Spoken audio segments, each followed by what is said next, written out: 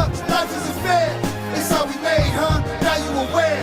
It's why you fear us, it's why you scared. They over the hilltop, I see them right there. They'll wait for the kill shot, they'll sit and they'll stare. If we got a real shot for us, it's up there. We're hopeless if we stop, they'll kill us right here. Living in death's den, run through the best winds, storming the front gates. Whatever gets us in, whatever gets us over, whatever helps us win, whatever we must do. Rescuing our kids, as long as they get through it, don't matter if we live. God chose to bless you, I'll take all that death gives. I'm into this war ends, in memory of dead friends, in hope of a new way when all of this death ends. Who can we call on? It's me and it's all y'all. We're here by our lonesome, nobody to fall on. Flesh in the dirt, fire to ashes. Fate getting closer every moment that passes. Running away, no one is there.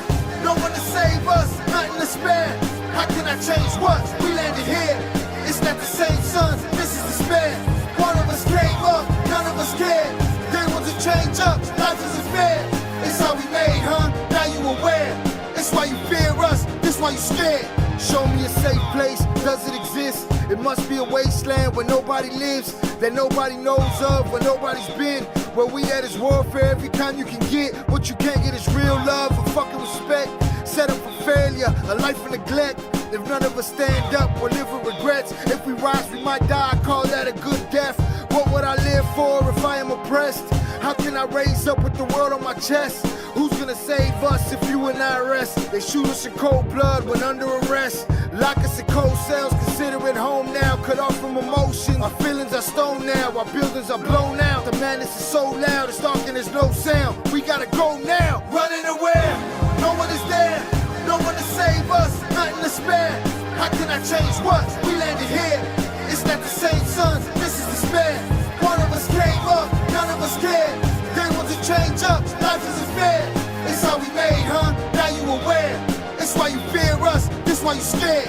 The illness is prevalent, natives malevolent. Hunger, starvation now, no hope for a heaven sent. Kiss the babies goodbye, say I love you to wives. Grab your weapons, get your steps in, we gon' ride when it rise. The sun mean what when it's blinding your eyes? Put the wind to your back, leave them facing the sky. Put the pain in the dirt, raise your bloody fist high. Use your brain, do the work, strategize and survive. The rush of the dust up, the thrill of the gun bust. The satisfaction of our reaction when there's no one to help us. The spoils of war, the hunger for more. The passion of how we smash it, what we hate through the floor. The rage, the loneliness of dead on the page. To cleanse this land, gotta burn more than just sage. Crush the cage, body and soul unafraid. Kill them all and set them ablaze. No running away, no one is there. No one to save us, nothing to spare. How can I change what? We landed here. It's not the same sons, this is despair. One of us came up, none of us cared. They want to change up, life isn't fair. It's how we made, huh? Now you aware. It's why you fear us, this why you scared.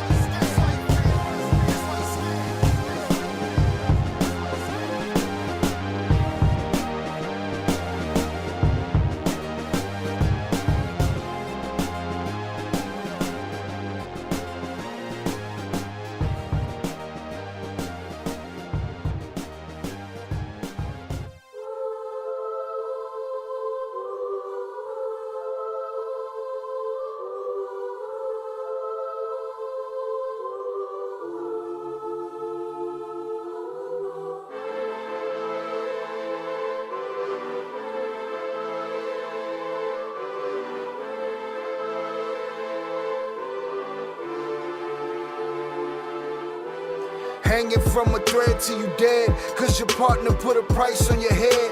Cause your chick was laying up in his bed, she getting details, spilling every word that you said. She working retail, thirsty bitch just trying to get ahead. If history tell us anything, y'all both end up dead. It's just a street tale of fable, some shit someone said. Sit at the table and hope there's more to offer than bread. Pulled out the cradle, first steps you getting chased by a fed. No head starts, just body parts and lead sparks. Old religion, brand new hate and weak hearts. Oligarchs, krakens, dragons, you see sharks. Imagine you could manage to maneuver the deep parts. You a savage, you could have it, just show all your teeth sharp. If you could grab it, you could stab it, just aim for the bleeding heart. The ones that show compassion, the soldier that seeks art. Does the artist that wage war take over or take part? Taking a knee, thinking no one faithful as me. I'm good people in bad lands, no evil live within me. I mind mine, I survive, find this lands for the free. If I'm mistaken, I'm forsaken, no one rescuing me.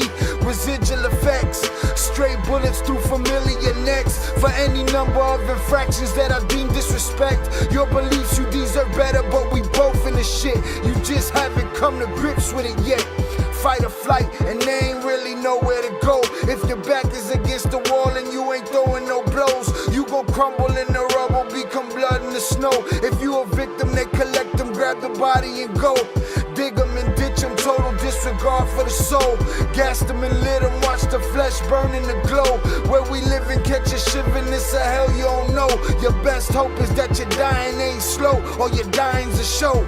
Where we at, it's every man for his own. A bloody backdrop, where killers just zone and slice flesh to the bone. Masked and gloved up front of your home. A flash of gun, but the side of your dome. Fresh blood from a stone, dents in your sense. Kick your fucking ball through the fence. Dare you to say something. No sense in sitting around in suspense. Find out what's next. Open your fucking mouth, disrespect. See the extent of how my life is intense. She beautiful and oppressed in a permanent summer dress. She a servant and still she blessed. Children cradled against her breast, whispering prayers, wishing their souls the best, knowing that they forgotten, not forgetting they're blessed. The bloodiest red lights, just piles of dead life. Something must be broken, the glyphs wasn't read right. You think them Bible papers was shed light? Yeah, right. Burn after reading, tell the preacher I'm leaving.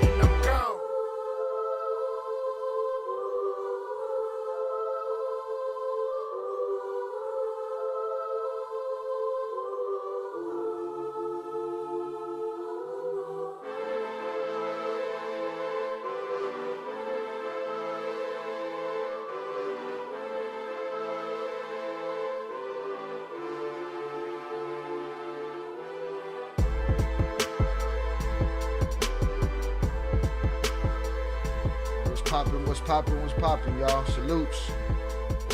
Alright, I appreciate y'all coming through today. Welcome to Shy Ill Reacts. I am your host, Shy Ill. Y'all can call me Shy to keep it simple. Appreciate y'all being here on this Friday night. Salutes to y'all. What is poppin', y'all? Alright. Salutes to the chat. We're gonna get to it. We're gonna get to all of it. See what we're working with here. I appreciate y'all. Hope everybody's having a good night. Smoke them if you got them. If you're sipping on something, buen provecho.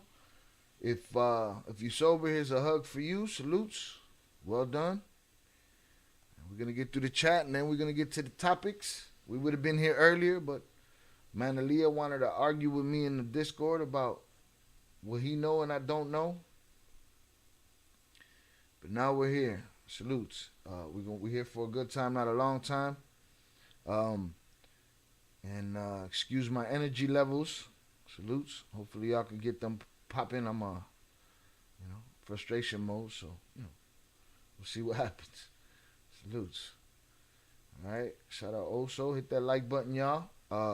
Shout out to everybody that was in here half hour, 30 minutes, 45 minutes early. But the likes and the people in here, people that are usual suspects, part of the team, they didn't match up. I was disappointed. Make sure y'all hit that like button. All right? That way we move forward. Salutes. All right? Salutes Crash Out. I'm going to check in. Appreciate you, sir. Salutes Peter. Salutes Ivy. Listen, Ivan liked second.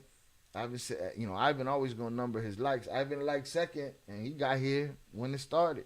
Everybody else was in here early. Gotta hit that like button, y'all. All right, Nathan Wallace, we are live. Shout out Perfecto J777. Shout out Chucky Chingon. Salutes. Shout out Sheldon Espinoza. Tobias Kidd. All right, we're going to start with you today. Hope y'all ain't slandering the man name because you told. Y'all is a whole lot of people. All right? So make sure you're very specific with who and what you're talking about. Secondly, I'm here to react to a situation. Allow me to react to it before you jump on me about slandering somebody, right? And secondly, the information's out there. So I'm just reacting to somebody that's already slandering him, right? Then you say slandering the man because you told. Get that right. This is my channel. This is me right now. I'm going to react to the situation. I'm going to listen to the interviews. I'm going to listen to the evidence. Me. All right? So don't worry about nobody slandering your hero, preemptively, early, ahead of time. Salute Chucky Chingon. Salute Crash Out. Shio members in the building. It's the big homie Crash Out coming from the south side. Salute Headstone Restoration. Salute Eddie Jimenez. Lamar Green. Meech didn't snitch. Club clout chasing. If you pull the actual work, it clearly states Meech didn't know Tammy was a CI. All right, we shall see. Let me get to it. Chucky said, I've been saying Meech set people up. How boy put the black and white out there. His boy put the black and white out there. Shout out Sheldon. Shout out 404 Fool. Master Khalik, appreciate you, sir. Shout out my brother Oso. Who else? GJ, salutes to you. Peter, crazy because I was going to send you a video. I watched the Cuffy Gatling that's doing 30 years to life. He did an interview from prison claiming Meech is a snitch. I personally spoke to his daughter and she told me. She told me the same story. You spoke to whose daughter? Cuffy's daughter? And that Meech was her uncle. Known him her whole life. GJ said Team Flores. Sheldon says salutes. Let's hit that like button so the boys' channel grows. Salutes. I'd appreciate that. For those that don't, I could just, I just call it what it is. It's, some kind of dislike, hatred, laziness, whatever. But, those that can, please do. Those that are willing, please do. There's pics of Cuffy and Meech in the 80s. Nah, you late. No excuses for you. Yeah. Nah, I'm on time, actually. I'm only late because I told y'all I was late. Salutes. Shout out Al Gore. Lamar Green said that's why Cuffy only showed the 32-page motion his lawyer filed that was denied, trying to say Meech was in on Tammy setting him up. But when you read the actual paperwork, it clears Meech. All right. I'm going to look into it. Let's see. I don't have the paperwork in hand. I'm sure we could find it. Lamar said, and Cuffy not even doing time for the Tammy situation. Peter said, yeah, Cuffy's daughter. Salutes. DJ Sailor said, makes no sense he ain't snitch. Never heard of a third-party snitch, and he never got any time reduction, so I don't understand how you going to have testimony somebody else did, and he still, you got to get it together with y'all thumbs, all right? Y'all making me look crazy trying to read this shit. Salute, Sheldon. I appreciate you. Right, hit the like button, y'all. Boom, we're going to get into that. Again, hopefully the Power Chat's working today. We got Power Chat, $2 minimum donation. You can have your Power Chat play on the screen. It'll ring off. Let's play one of Jonathan's last ones so we get a look at how that looks. Jonathan Pinto just sent $5. Hit the like and subscribe button. We live with Keel and Jay Flores, dropping gems for free.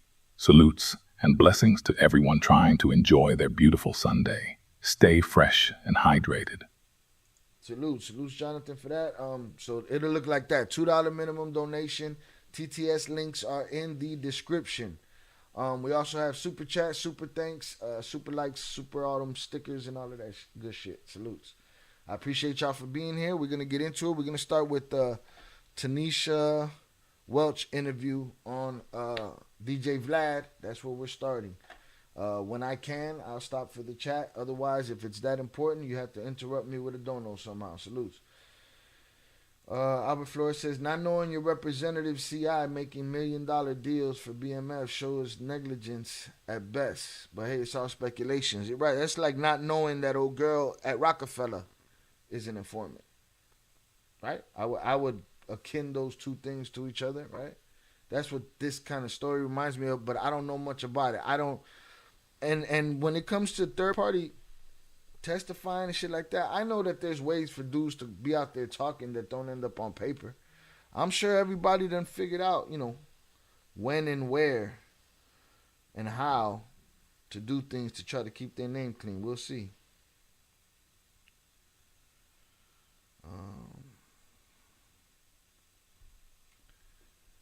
Let's see. Salute Zoraida on the check-in. Shy chat supporting. Appreciate you.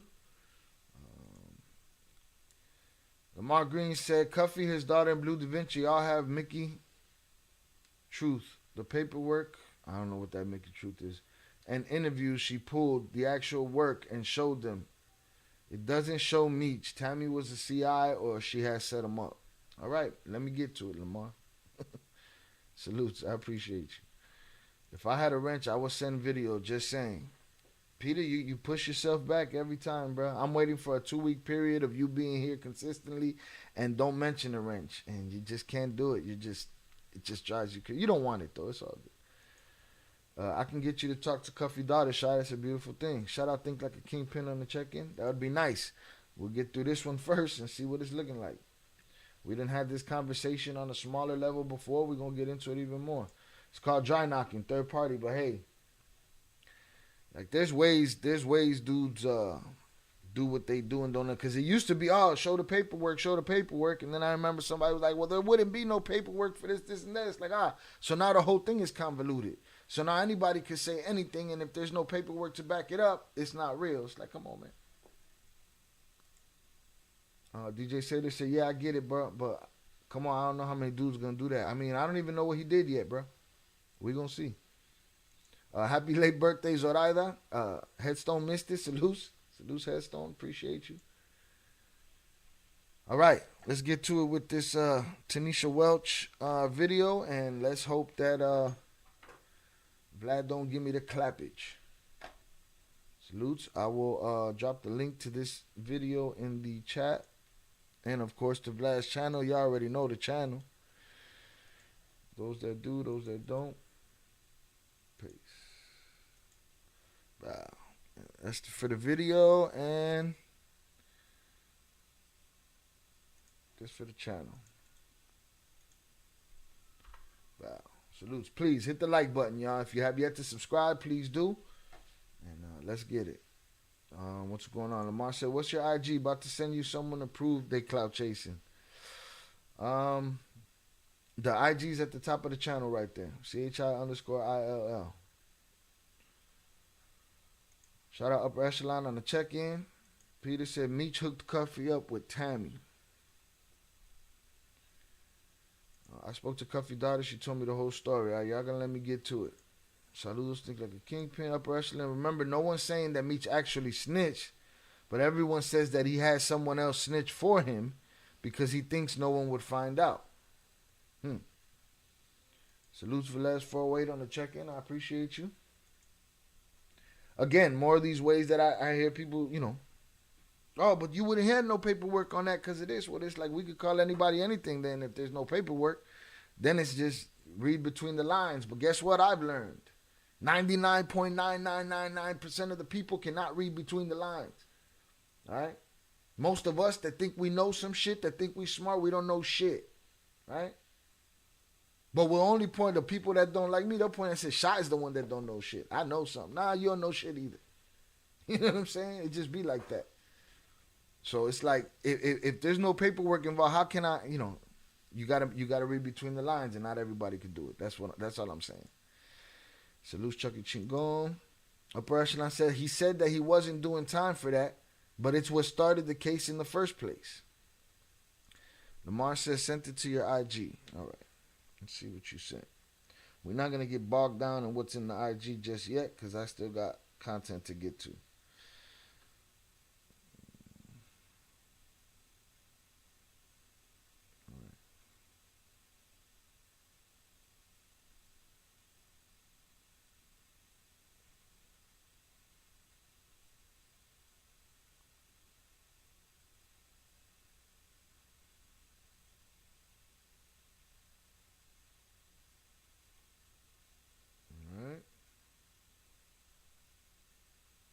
All right, give me some time after these videos, and I'll read these, and we'll get into that. Salute Lamar.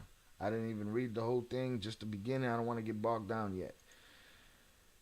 Think Like a Kingpin said, I thought no one would know about me. Shit. Did you really? Velez said, how believable is it to use someone else to snitch? Chucky said, third party negotiating. And Tammy owns his life rights, owns Meech's life rights, which is probably why she's the executive producer. And Meech hooked Tammy up with Cuffy. She blew the case. I'll let you show it. All right, we're going to get into it. Let's get into it. Salute to y'all. I appreciate y'all. Hit the like button. There's no other channel where everybody, most people, I don't have an obligation to read anybody in the chat or message. I don't have no obligation to doing that. My only obligation is to read donator chats and to read donator questions and things like that. You know what I'm saying? So you guys don't get this kind of treatment on any other channel. Hit the like button. You're here. You're entertained. Even if you don't like me, hit the down. Hit the I don't like button. Hit the thumbs down. Whatever. But do something. Tammy had Meech life right since '08. My Barbie third party snitched for years. Let's get it.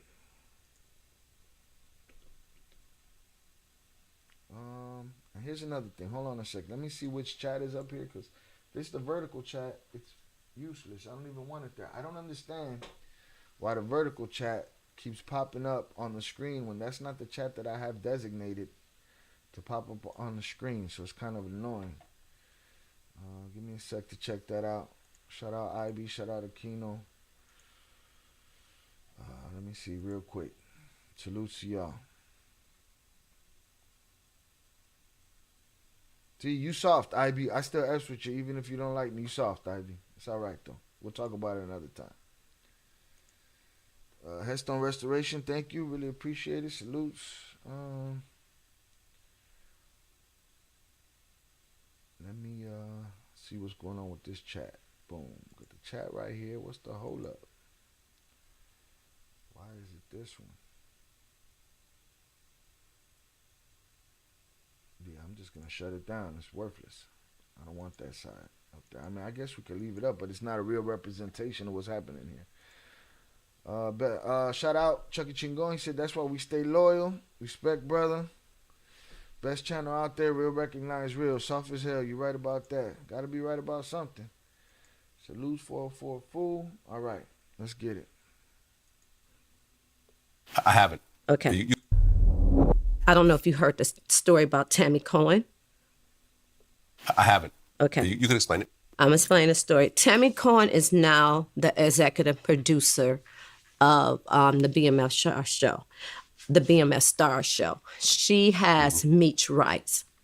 I was doing this show, so when T was locked up, T asked me to call her. I blindly called her. And she just immediately went off on me. Like, what the hell? You know, I'm on probation. By this time, it's like 2014, 13, 14.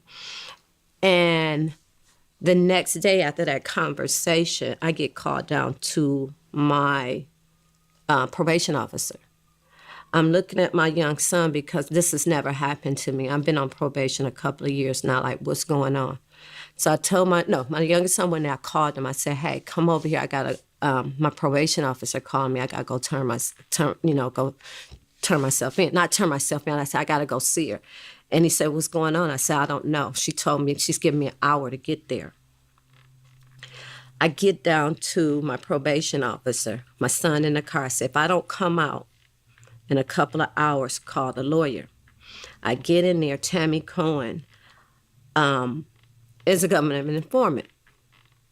So she says, my probation officer is sitting there. Wait, what did she say? Tammy Cohen, in a couple of hours, call the lawyer. I get in there. Tammy Cohen is a government informant. So she says, my probation officer is sitting there, and some other guy. I can't remember his name, but I just knew he was part of the DEA. Jonathan Pinto just sent $5 salutes. Keel, my dude.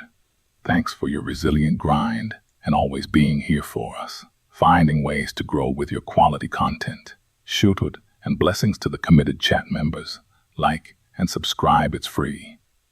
Salutes Jonathan Pantoja Freeman, Mr. Nice Guy Watch. Salutes to you, sir. He said, salute Shah Il, my dude. Thanks for your resilient grind and always being here for us, finding ways to grow with your quality content. Shout out and blessings to the committed chat members. Like and subscribe. It's free. Salutes to Jonathan for the $5 power chat. I appreciate you, sir. Let's see. Shout out Flu Dog checking in. Flu Dog, salutes to you. Honky Tero says Shah was cooking. My homie used to say, I ain't taking my kids to Chuck E. Cheese for their birthday because they turn into big old rats at home in the backyard or garage and shit. Wow. Lamar Green said Peter, Tammy, and Cuffy was introduced for Meech Life Rise. Cuff was supposed to do a movie on Meech Life. Then it went on to her linking him and the Migo, which they did plenty of loads before she went bad. And I'm like, fuck, part of the DA.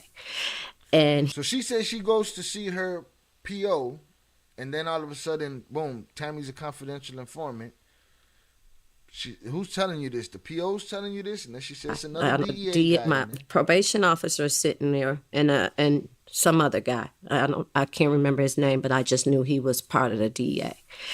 And I come in, I go in, I'm like, fuck. You know, this is everybody's nightmare. I already did my time. Only thing I wanted to come home and do is take care of myself, take care of my family, make amends for my mother, redeem myself through, the world, or anybody that I felt like I affected. So they told me, and he says, you know what this is about? And I said, no. He said, well, you threatened a government informant, and that's a federal offense, and it's a violation of your probation. Damn. Listen here, upper echelon, I take back everything I said when I threw smut on your name, when we sent you to the bathroom, all of that. You know what I'm saying? My apologies. I take it back, I don't want to get in no problem with the govs, because she just made it clear that's a federal offense right there. You threatened a government informant, and that's a federal offense, and it's a violation of your probation. I take it back. And I said, well, who did I threaten? I don't know what you're talking about. So he go over the story, and I'm sitting there, and I'm telling you, I've heard of people killing themselves not to go back to prison. I went to prison, man. I went to prison. When I say I came home, and all these people were going at my head. All these people I helped. All these people, I'm a mother. I was somebody's daughter. I lost my father, lost my mother. I was somebody's daughter. And here you are. You didn't put in no work. No work. All you did is start writing a man, and this man befriended you, gave you his life rights. And just because you've been a government informant since 2008, you have the right to tell them that I threatened you. I went on, they told me that they were gonna arrest me. They were gonna charge me. I'm in there, I'm hyperventilating. I'm in this little room with, they shut the door. It's no knob on this side, because if you wanted to run, you couldn't get out. They're talking to me. I'm had to, I'm like, I'm just like fear. Fear had set through my body. I couldn't, I'm going to prison. This woman is finished to take my life away from me. Take my whole life. I did my time. Out of them 200 people, none of them said I'm on their paperwork. I did my time. I came home broke. I lost everything I had before I even went to prison, even before I met these two, Terry and his brother. So everything I had, everything I gained, I lost. It's okay because of my lifestyle. But who would give a person the right to tell another person to lock me back up because I came home to figure out another way to make money? This been hunting me for years. So eventually, this stayed over my head for about a year. My father had stage 4 cancer. I thought I wasn't going. They told me I couldn't go home to visit him. Eventually, the case went away because they put it under investigation. She couldn't prove what I did. Prove that I threatened her. And then after that, she did interviews about me. Like her and Sauce was going at my head. For what reason? I don't even know y'all. And I don't care about their situation. I'm trying to see this connection with Tammy, how Tammy comes in the picture. The way she tells it is that this is a woman, that Meech met while he was in prison, and she started writing to him. I'm going to get there eventually, but, we'll see. Lamar Green said, Tammy definitely a rat, for sure. She set T. White up in Atlanta because because she got mad because he didn't want to leave his wife. That's how she ended up working with the feds. Flu Dog said, hit that like button, fam. Support my man Shy. Salutes. Appreciate you. Salutes, Big Broski. Appreciate you, Miguel Lopez. Salutes. Ivy said, only soft folks take back. Listen. You got me censored over here, Ivy. You got me censored. Let's keep it at that.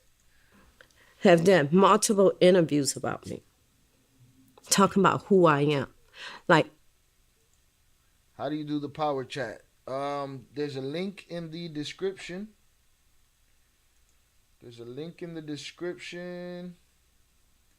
That says TTS. There's a power chat one and there's a Streamlabs one. Jonathan uses the power chat one because he likes messing with them voices and shit.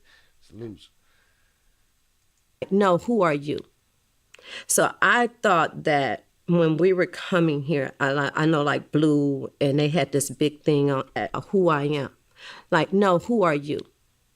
So Chucky Chigon said Bleu Davinci was hanging her head, bringing her around first in the early days. Okay.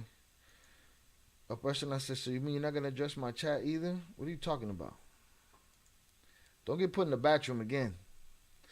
Lamar Green said Tanisha crying fake tears like it wasn't her husband who started the whole indictment for 1989, and she was sitting on the phone telling them everything. Lamar, I'm going to have you on as a co-host the next time I do a BMF show. Blue was banging her, I meant. Oh, okay, salutes. Let's see how this thought goes. like her and Sauce was going at my head. But what reason? I don't even know y'all.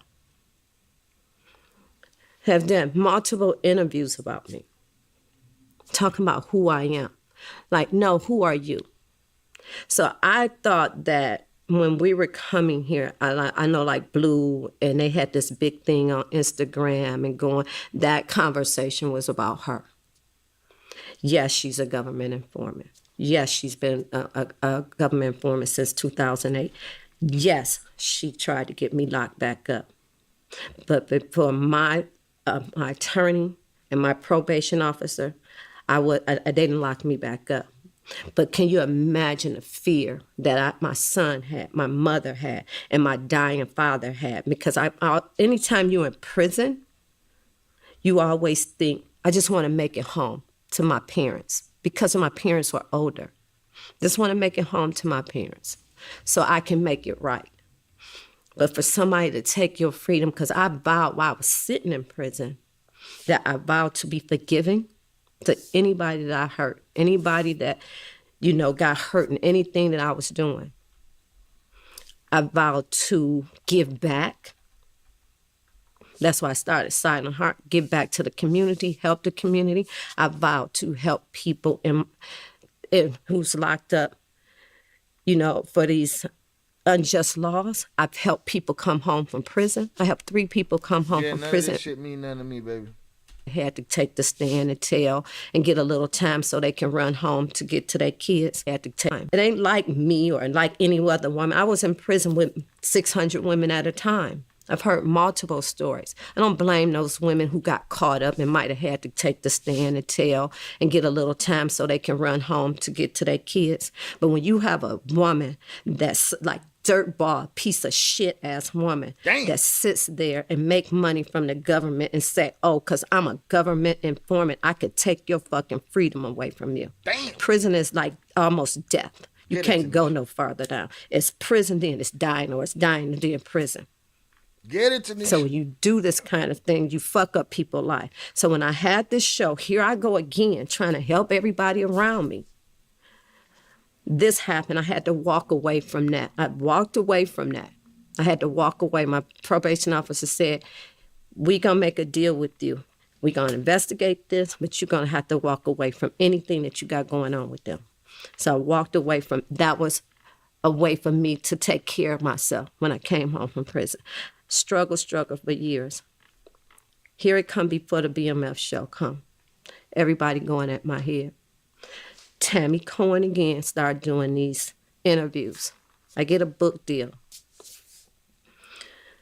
Here they come with this. I want to know what the case is. Like what? Who does she Choose from thousands of realistic voices to use in your content. This whole story again. What is this? That's what I want to know. I want to know who did what, how did it happen, and all of that good stuff. Oh, he got video of me threatening him? Well, then go on, pull the trigger then, man. Fuck it. You got video, man. That's the only thing that makes shit real nowadays, and now you got to question that with the rise of AI. So it is what it is. Lamar, I'll tell you one thing. We know what side you on, brother. We know what side you on. Man, her own son unalived himself because her ass didn't want to come home chasing be a mom and come home chasing BMF clout. Salutes. Now, I like to ask people like you, if let's just say it was true, and then the proof that is undeniable would fall. Would you change your mind then? Because some people wouldn't. Some people there's not enough evidence for. Shout out Artie Slang on the check-in. Dope ass name. Salute to you, Shy. Always fire content. I appreciate you.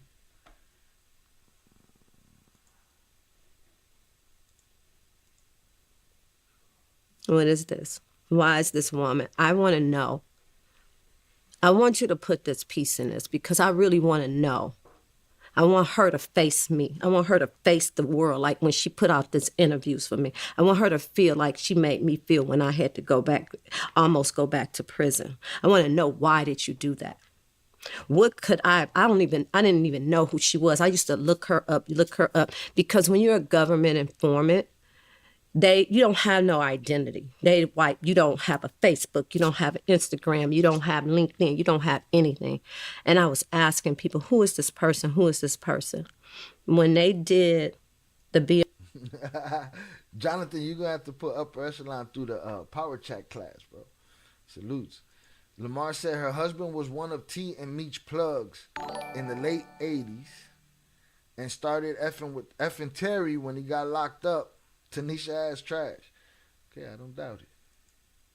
Salutes upper echelon for the $9.99 super chat. He said Meech would never snitch. He's a real gangster. With a laughing emoji. So y'all can take that with a grain of salt. I want to know how to do the voices here. I'm going to drop the link in here. And then it should be, you could do it anonymously, or it can say your name at the top or whatever. You have the choice, but let me drop the link in here for you. All right, this is the one with the voices. It has a different selection of voices. Jonathan knows them better than me. Boom. That's the power chat. That's the power chat link right there. Right? Now, we're going to get through Tanisha, and then we're going to get into Blue's first interview about this with Cam Capone. Then we're going to get into the latest one. Chuck Chigon said, once that time sets in, a lot goes through your mind, especially with everything. I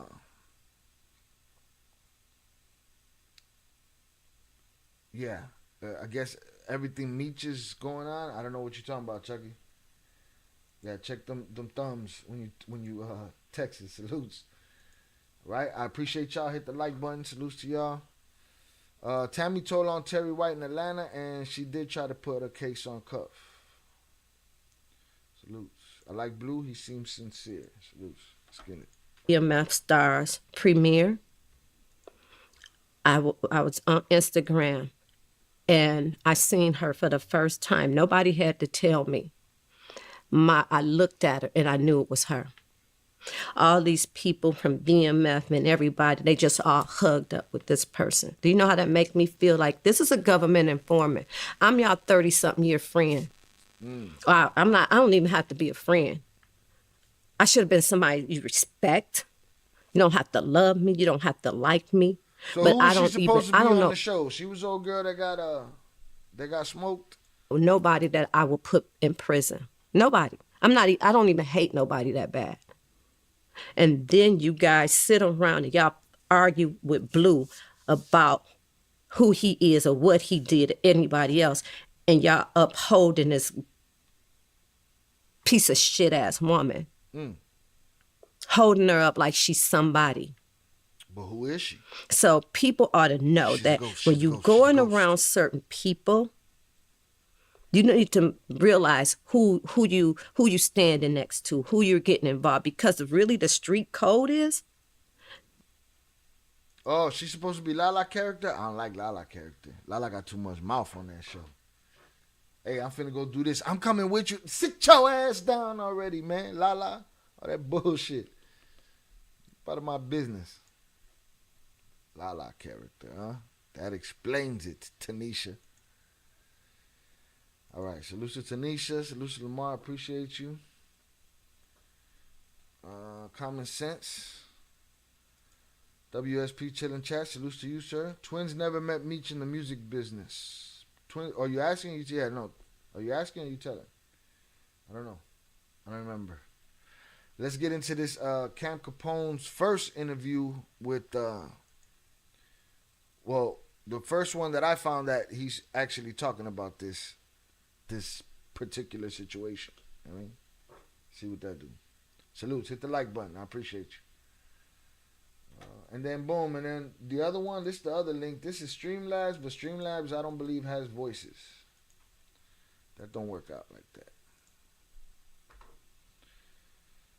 Salutes Common Sense. Great shows lately. I appreciate you. Chucky's asking. I don't think they did. I'm sure we may have asked that question. If Think Like a Kingpin or Upper Echelon are in the chat, y'all can answer Chucky. If y'all ran into, well, that would probably be Jay's. That would be on Jay's side of things. If you ran into BMF on the music scene.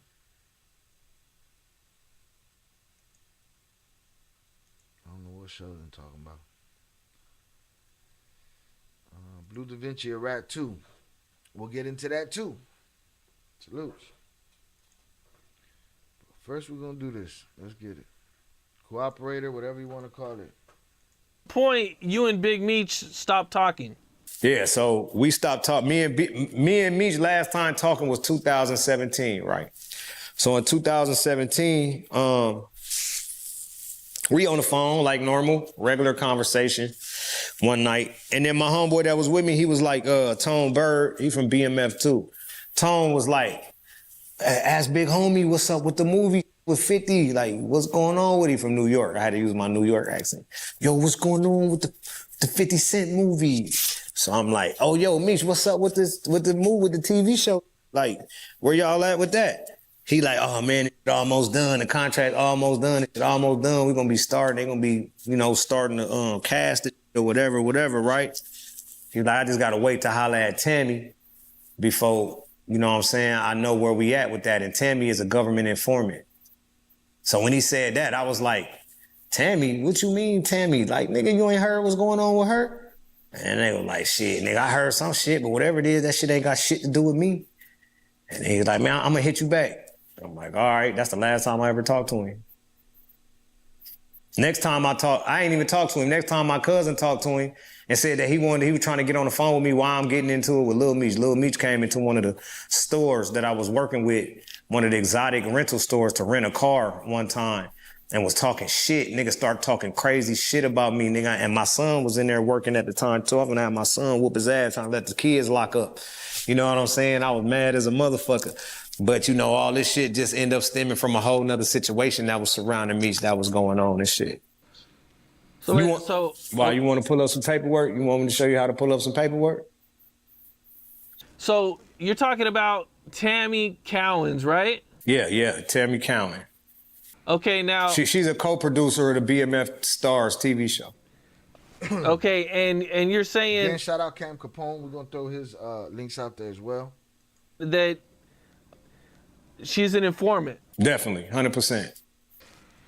Okay. She's been an informant since 2009. Okay, so I'm on the page right now. Yeah, it's 32 pages or something. I'm on the first page, and now it says, United States of America versus plaintiff, and it says Donnie Gatlin, Timothy. Dion Gatlin. Shout out Cuff. Gatlin. Shout out Cuff. That's my nigga Cuff. Dion Gatlin. Yeah, he's one of the first defendants. Yeah. Okay. St. Louis Project niggas. What's happening? So. Shout out Nate Money on the check-in. J&M footage is in a doc on Netflix. Let me know which doc and which footage. Salutes. Long time no see. Appreciate you. 404 says she too down to mess with fools. She's too fine to mess with fools that drop down. Blue did, let me see.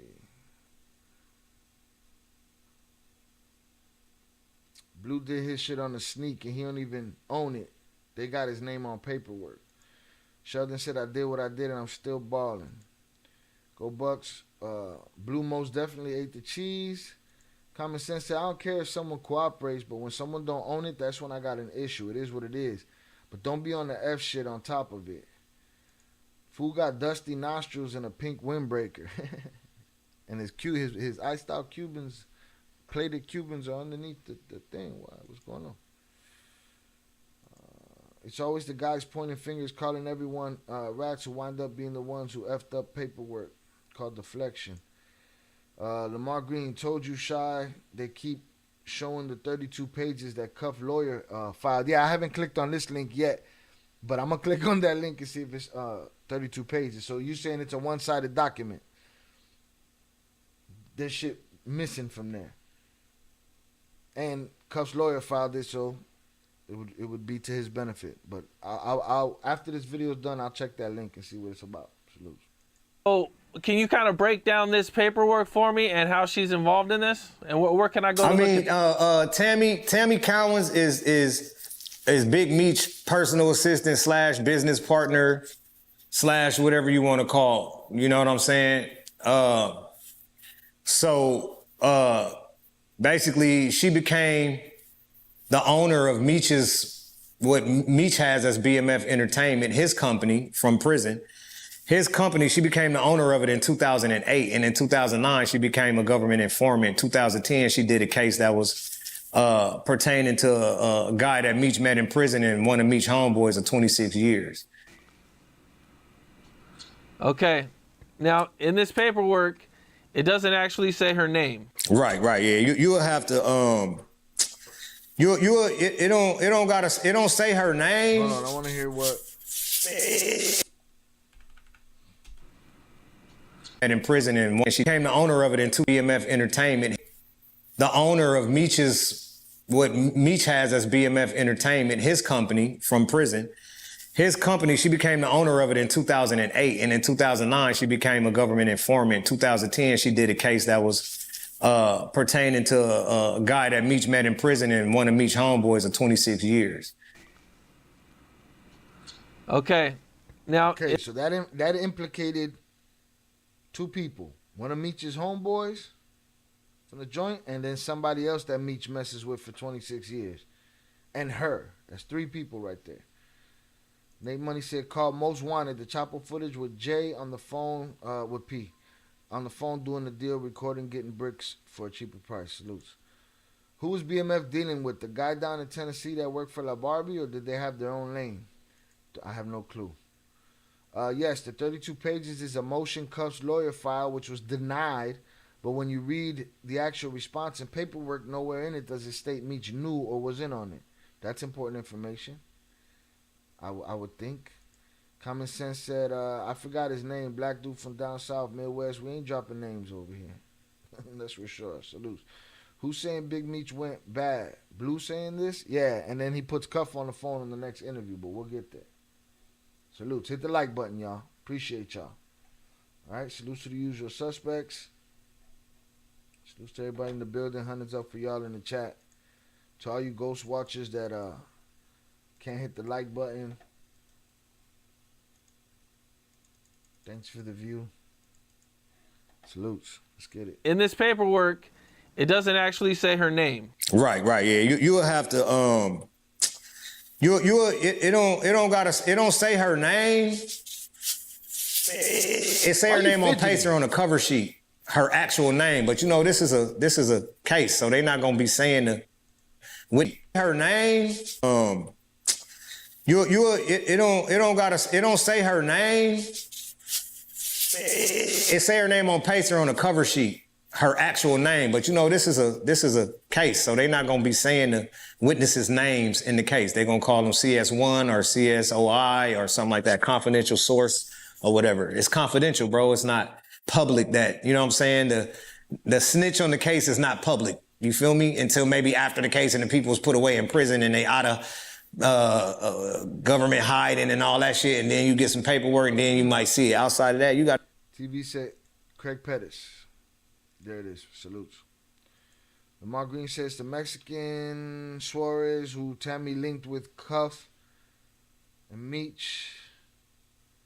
Suarez in the Feds, 05 in Detroit. Suarez beat the Feds 3 times. Jesus. No, they already got indicted a long time ago. I'm not name dropping. No, salutes. I appreciate you. Just talking my shit, bro. Gotta be tapped in. You gotta have that pacer. Gotta be able to pull cover sheets and shit like that. But when people read the affidavit, it explains to you exactly who she is. And then when people follow or know, or once you get to understand this situation, then you'll get to see exactly who Tammy Collins is. Okay, I'm gonna read a little part of it real quick, man. It says CS1's relationship with Flannery, Suarez, and Gatling. When CSI became a DA informant, CSI was and had been a longtime associate of Demetrius Flannery. Now, here's where it says CSI-1 held Flannery's power of attorney and life rights with creative control. So... yeah, that means she's the person that got his life rights. So she's the person that 50 Cent got the movie from, the TV show from. That's the only way. That means Meech cannot make a move without that woman. To get it. You can't get it from Meech because he in prison, so he can't DBA. He can't do business from prison. He's in jail. So he has to sign his rights to do his life story or do whatever he gonna do in his name over to somebody else. And Tammy Collins is the person that was appointed to do all of that business. And she's the one that got the deal with 50. What's up? This is Shout out Cam Capone. I believe he's Chicago, and I don't think he's very sensational. I like that. He don't add too much bullshit to it or instigate no shit that I could tell. He lets people talk. All right, so this is the latest interview that recently came out, and this is with Bleu Davinci getting Cuffy on the phone to explain this whole situation. Lamar Green said Meech never shopped with Craig. The deal was with Green Eyes and Daniel Corral. There's 3 types of cooperators: CIs, CSs, and CWs. Cooperating witness, confidential informant, confidential source. Difference between a CI and CW is a CW is outed and testifying in trial. A CS can be anyone. And probably a CS can be anyone and for any amount of time. For long decades worth of time, as we can see. So yeah, I got Cuffy right here, man, St. Louis legend. You know what I'm saying? And I know people heard me speak about Meech's paperwork situation with I was muted. I don't know what just happened, but I was reading y'all shit. Salutes. The last interview that we had, and a lot of people... Now this is the interview with Cam Capone from a couple of days ago where Blue gets Cuffy on the phone to tell the story. So yeah, I got Cuffy right here, man, St. Louis legend. You know what I'm saying? And I know people heard me speak about Meech's paperwork situation with the last interview that we had, and a lot of people had a lot of stuff to say. They don't believe it, Blue's hating. You know what I'm saying? And when I went back and I looked at everything, I was like, you know what, bro? It's only right and only one way to really do it. Only one way to really do it and just let Dog speak for itself. So I wanted him to call in, and this is him calling in during the interview. Go ahead, Cuff, man. You can introduce yourself and take the flow. Blue, my nigga, what's up, man? Yes, sir. Hey, a lot of people, man, is thinking that this thing is made up or this thing is fake or that I have an axe to grind. You feel me? Right. But I'm in here with a 27-year sentence based on Demetrius Flannery, as you all know as Big Meech, and Tammy Collins, known in the paperwork as CS1. Right. Confidential source 1. So what Big Meech did was call a third-party cooperation. So Tammy Collins signed up to be a DEA informant to give Demetrius Flannery a time cut, plain and simple. Right. So okay. So can you break down the story? Like, how do you know this And how'd you come upon this information? How do you know? How do you came upon this information, though? We were rewarded what's called a Franks hearing. It's based on a case called U.S. versus Frank.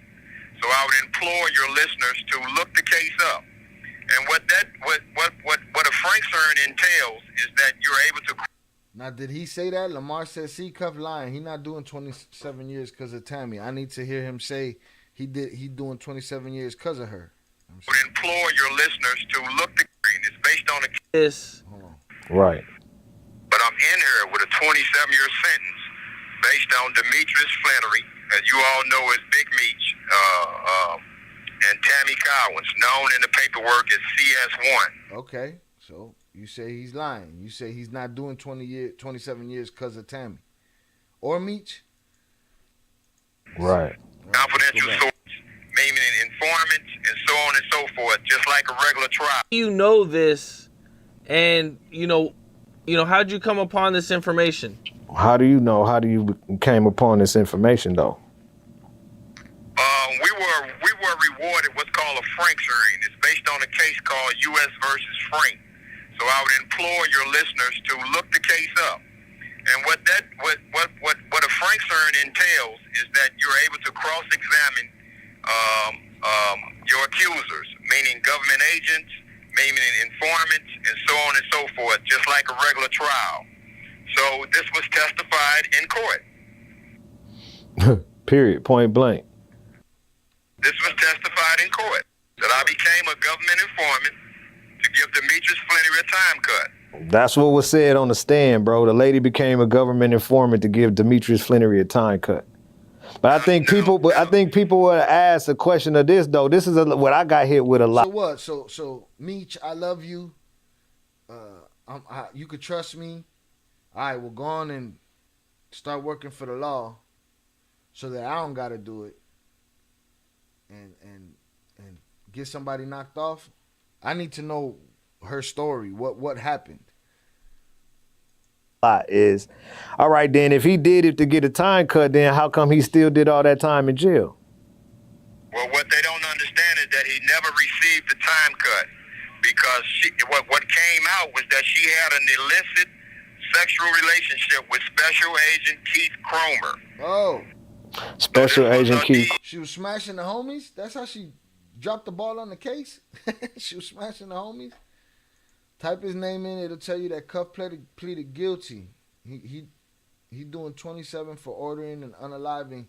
And the dude who told on his brother and his own crew told on him about their conspiracy. All right. It's gonna take a lot more research. Salutes. Maybe that's how Big Meech's brother got out early. Yeah, we could maybe a whole bunch of shit. Salutes. Handler. But her first DA received the time cut because what came out was that she had an illicit sexual relationship with Special Agent Keith Cromer. Special Agent Keith Cromer. Handler.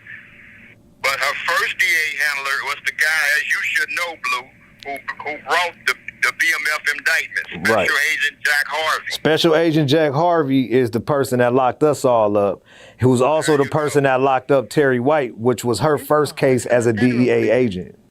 Why would someone voluntarily go cooperate for nothing? I mean, I'm wondering why. How does that work? Did she get popped off for something and she needed to do something, or she just clean record, all good? I got you, bro. Let's do this. But her first DA... And she smashing the homies? She didn't put the whole situation in jeopardy. So supposedly that's why he didn't get his time cut, because she smashed a special agent? What came out was that she had an illicit sexual relationship with Special Agent Keith Cromer. Special Agent Keith Cromer. Handler. But her first DA handler was the guy, as you should know, Blue, who brought the BMF indictment, Special Agent Jack Harvey. Special Agent Jack Harvey is the person that locked us all up, who's also the person that locked up Terry White, which was her first case as a DEA agent. Terry White. And then he retired. He retired after he got them 60 years.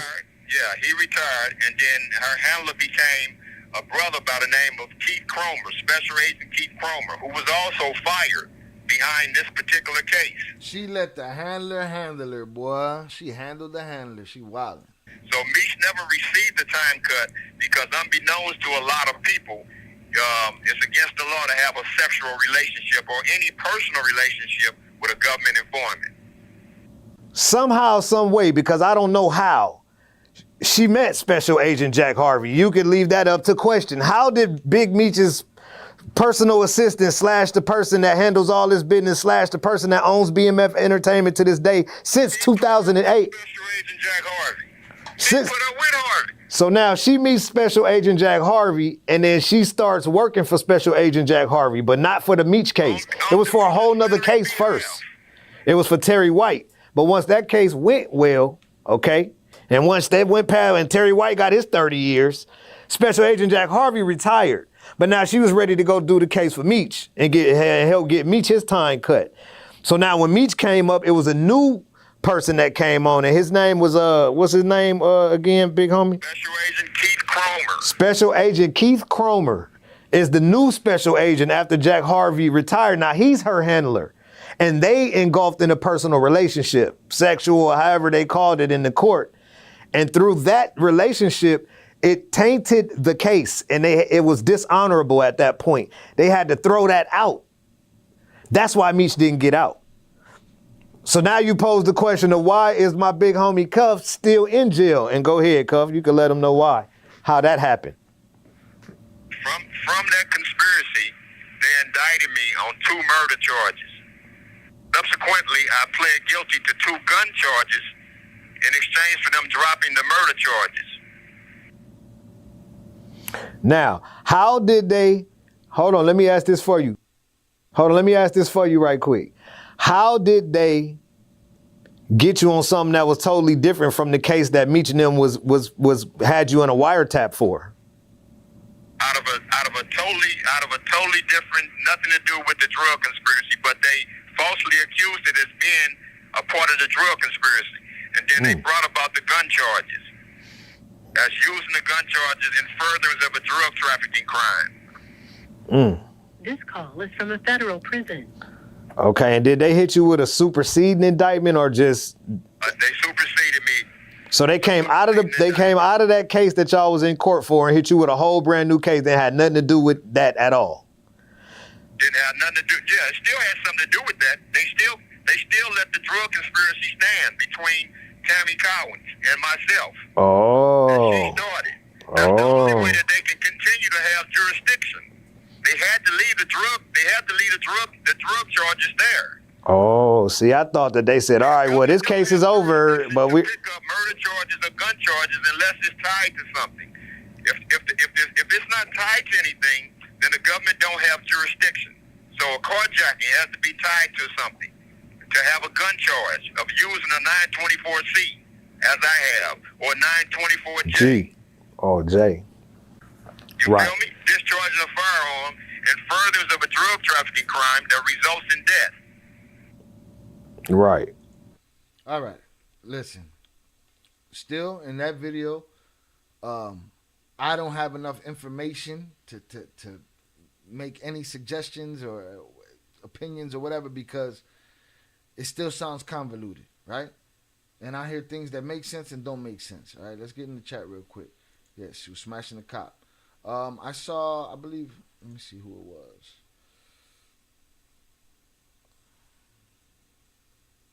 Somebody said something to the effect of, to say that you didn't know that she was an informant is crazy because you're talking about somebody that you gave power of attorney over everything to. You know what I'm saying? You signed over your life to this person.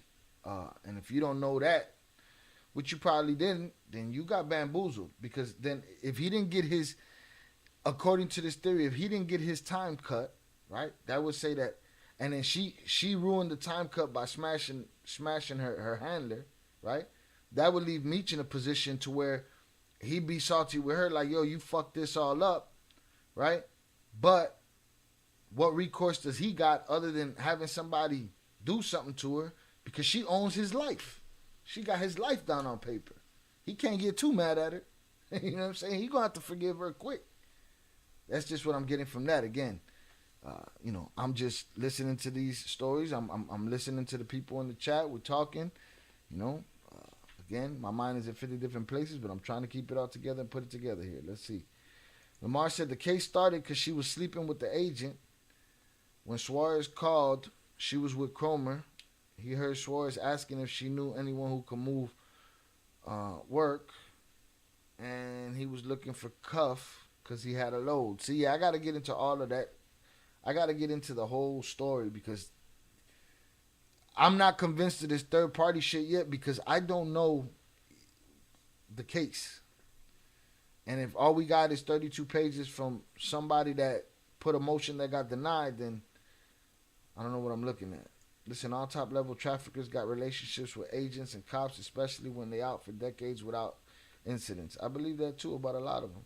It's a dirty business. It ain't called playing the game for no reason. Jonathan said, upper echelon, I'll help you find the funny voice effects. We got to have one of you eating on the phone or your phone not working. Blessings to you and your family. King of Talk says, so we listen to a rat say another man is... We listening to whatever I want to listen to. We listening to a rat say another man is a rat. Everyone know Blue a rat. Nobody in BMF F with. His paperwork is out there. I believe that too. But he never showed the paperwork on Meech. Again, I agree. That's another lie because Suarez charges were dropped. See, I don't even know who Suarez is. I need to get into that part of this whole story. Evidently, I'm not there yet. All right? I gotta find resources for that. Let me go back here and see what this link is to this paperwork. All right, I hit the link.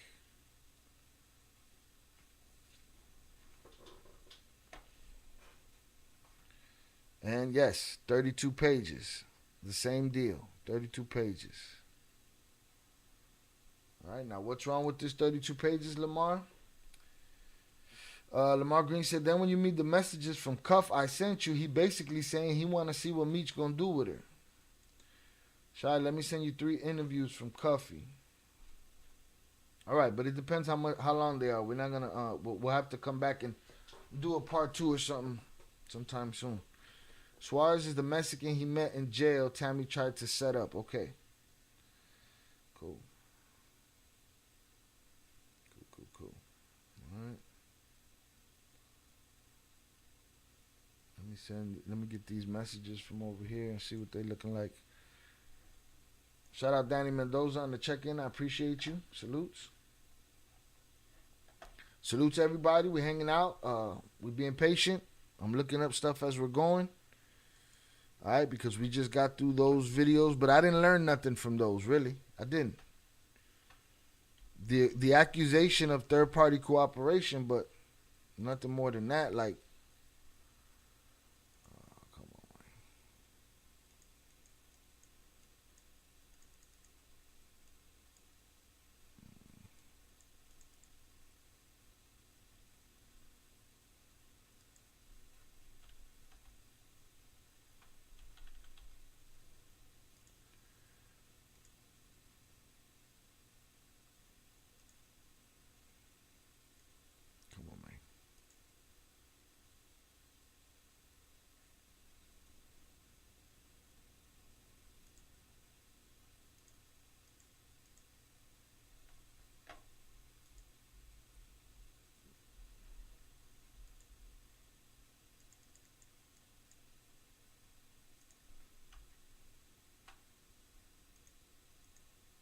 Alright, that shit's not working.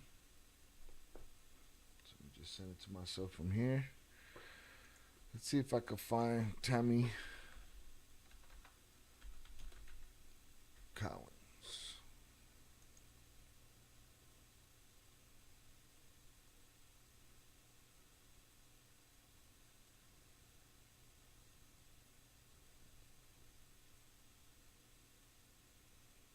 Big Meech and telling ass Tammy Cowens. All right, it's an Al Prophet video from a year ago. Where'd you send them, Peter? to the Insta. Insta's wilding right now. It's not letting me log out. Let me see.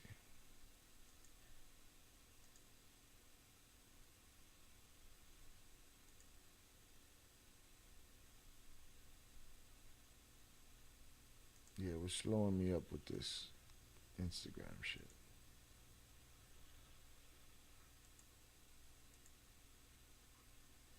It's wild.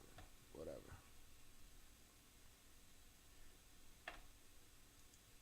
Just let me, if you can't send it in the Discord, I can't get it from Instagram right now. Shout out Rilo on the check-in. Appreciate you, sir. All right, let me just pull up one of these videos that come from all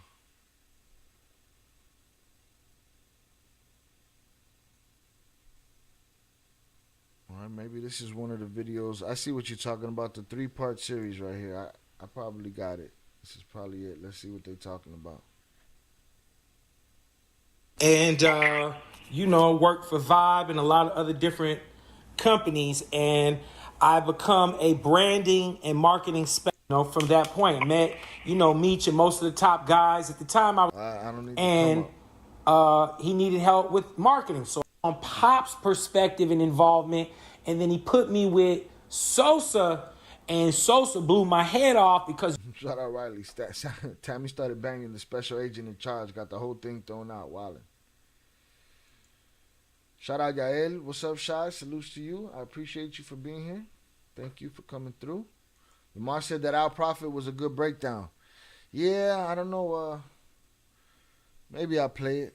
I saw him try to. He threatened Peter with clapping Peter in the comments and reporting him. So I would think he'd probably take a shot at reporting me too. I don't know. But we'll take a look at it. Tell me who's going to get Meech a Rule 35. Like and subscribe for all the great quality content. It is for the free. Lose. No one in the organization, no one around could tell me about the old school shit. All I could tell me is about... L.A. named Suarez. You'll see his name in the paperwork. Fidel Suarez. Here we go. That's why but brothers who are... The phone call. I heard about you, dog. Yeah, I'm the first nigga put $1 million in his pocket. Right. So says the day one. My head off because no one in the organization, no one around could tell me about the old school shit. All I could tell me is about, going forward from California. I'm not, salutes Lamar Green. Damn, on BS like that. All I know is he threatened to report Peter Hazaz that's in here. He threatened to report him just for I guess saying something he didn't like in his comments. So I would think if he didn't like my coverage of his shit, he'd clap me. But I'll give it a shot. I'll give it a shit. Let's see what happens. I don't really, I don't do too much reporting. So I want to know. How everything came to be. Well, see, Sosa and myself, we all before all of that. You feel me? Right. Sosa is a day one nigga. You understand what I'm saying? Yes, sir. And see, Meech, I'm the first nigga put $1 million in his pocket. He never seen that till he came to the loot. You feel me? I heard about you, dog. I heard you was just an outstanding dude, man. Take care of your business and your reputation in a good way preceded itself. So come on, I understand now based. You let the man talk. Based on from what we've dealt with and seen with this whole thing with Tammy, man. Speak on that for me if you can, because it's perplexing. Well, what Meech and Tammy did is called, because you're not in the system. Thank God you're not. I hate to see brothers in this system. But brothers who are familiar with this system, this is a nasty, nasty system. What Meech and Tammy did was called a third-party cooperation. What happened was... This call is from a federal prison. Originally, I was put with Tammy. I paid for the script. I paid $250,000. That's my script. That's why 50 when he came in, because we put a assistant decease order in through my attorney. That's why they couldn't do a motion picture. That's why you didn't see the BMF story on the big screen. So 50 ran it through that star shit that he run that other corny shit that he do. So what happened was, homie, I wasn't even the original target. They wanted to get a little Mexican. He's actually a cartel member out of L.A. named Suarez. You'll see his name in the paperwork, Fidel Suarez. He was their initial target. You feel me? Right. He was their initial target. But with me calling in while they were trying to set up Fidel Suarez, she clicked over and told the Fed or the agents who was listening to her and Suarez, hold on, this is Cuff. And when they heard the name Cuff, they went fucking crazy. And that's when her and Meech turned the scheme toward me. You feel me? So the supposed sting that Meech was gonna use to get less time was on Suarez, but somehow Cuff ended up in the middle of it. Trying to set up Fidel Suarez, she clicked over and told the Fed or the agents who was listening to her and Suarez, hold on, this is Cuff. And when they heard the name Cuff, they went fucking crazy. And that's when her and Meech turned the scheme toward me. You feel me? So what it did was, this was what it was supposed to do. It was supposed to give Meech a time cut for her cooperation and set me up. But also, it kills two birds with one stone. It puts me in jail, and now they don't have to split any of the revenue with me. My buddy and my partner along with me his name is Louis Burrell. That's MC Hammer's big brother. That's who Tammy was coming out here to see. That was me. I'm gonna tell you the year. That was 2015. No, that was like 14. Way earlier than that. It started way earlier than that. Way earlier than that. And not only that, well, Lamar said I still don't see them picking him over Suarez, who already had beat the Feds twice before this. So they definitely would have a score to settle with him. But my thought also is there's a personal caveat to this. You know what I'm saying? Personal caveat to this is the movie rights and the TV rights and what this guy think he's entitled to and what he wants from Meech and probably what Meech don't want to give him and all that and the other. Rilo said, I hated to hear this because I respected Meech, but it is what it is. Albert Flores says, so it was a setup to get him out of the deal. Shit, that's a damn thing. We ain't really heard nothing yet to make conclusion. You better off playing the Mickey the Truth Cuff interview. This dude gonna do more talking than him. Feds would have put Meech on blast. He hold influence too strong. They would love to think that. Salute. Hit the like button. 2010, homie. Way earlier than that. I'm sorry. Yeah, we gotta go way back. We put $50 million on the table through Lionsgate Films, through Louis Burrell's Connect.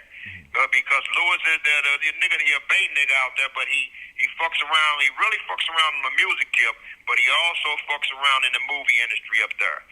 Now, what we did not know is why Tammy would turn down that deal with me and Louis Burrell getting 20% of that budget.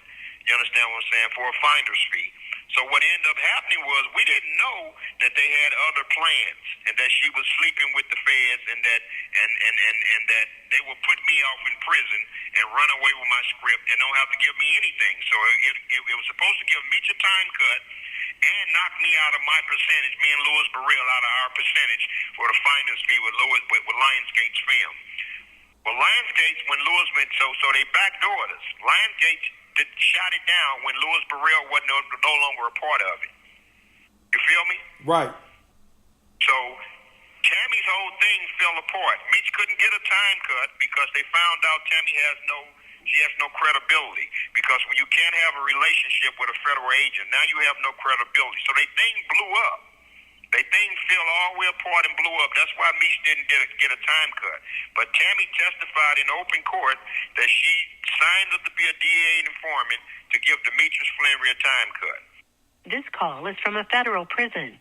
Special Agent Keith Cromer testified that Demetrius Flannery knew about this whole thing, but he just wanted to keep his name out of the documents. Who testified that? Knew about this. Special Agent Keith Cromer testified that Demetrius Flannery knew about this whole thing, but he just wanted to keep his name out of the documents. Is that Chris Coleman's testimony? The homie that she smashed? He put that on record. The special agent told Flannery that he could not do that. He could only do that if Cuff don't go to trial. And with Cuff's record, he can't afford to go to trial. You understand what I'm saying? Correct. But in the midst of all of this, she ends up flipping on the special agent Keith Cromer, and their whole deal went in the trash. So that's why we're at the point to where we're at now. Wow. Yeah. How long does your relationship go back with Meech, Cuff? How long have All you... right, we done with that conversation. Yeah, Prophet don't want no smoke. I'm from Detroit, and the real D-boys know about him. Salutes. Frankie Ariola said, Chapo Miles snitching too. At that level, trust no one. Facts. Cuff wanted Meech to come to court on his behalf and got mad when Meech declined. What, when Meech was free?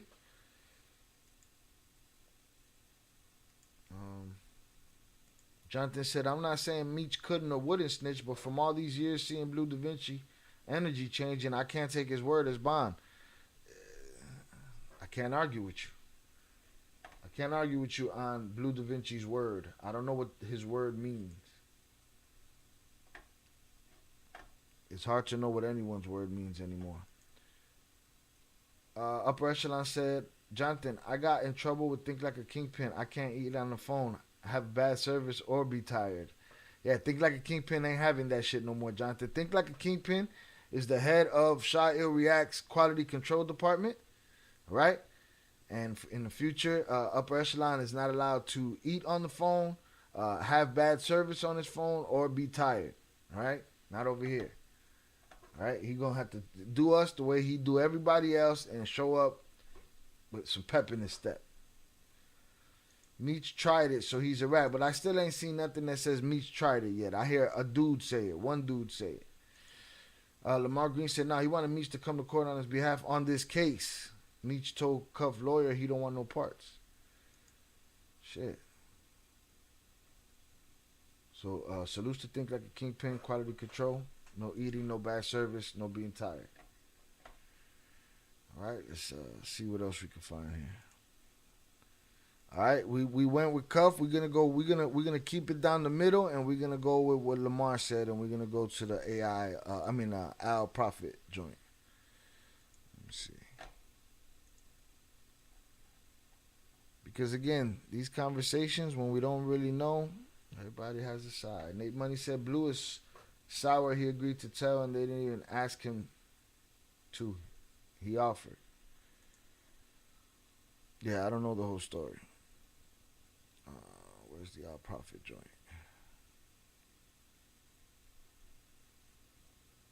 See, like me, I like to, tag Al Prophet,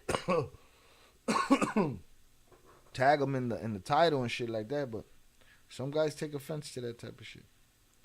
We'll see. The vertical is the thrill of the vertical lives are gone. I don't know whether to keep doing them or not.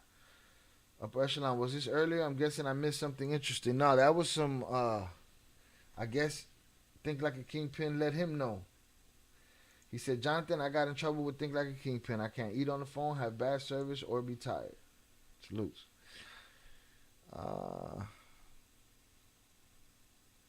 Cuffy has shown the paperwork that Tammy was working with the feds to help Meech get time cut. Upper Echelon says it's been going on in private. Cuffy showed 32 pages of paperwork that I'm not going to get into today, but allegedly from Lamar Green, that paperwork was just a motion from Cuddy's side that got shut down by the court.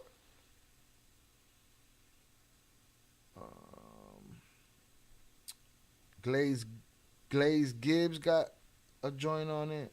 I feel like I lost the Al Prophet joint.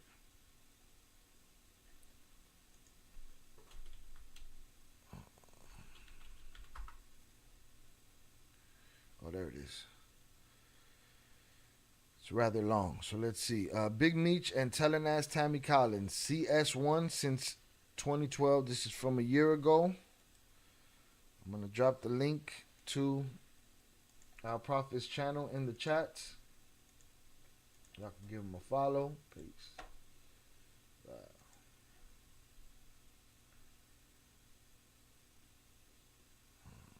Shut up, Echelon. Blue got a safety valve. His self-substantial cooperation. Right, it's a rather long video. I don't think we're going to do the whole thing, but let's get into it, and I'll link y'all to the video itself.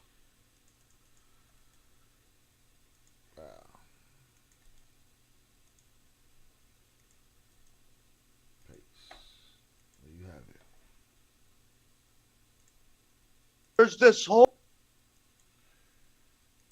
All Just a couple of guys talking about this case. Let's see what happens.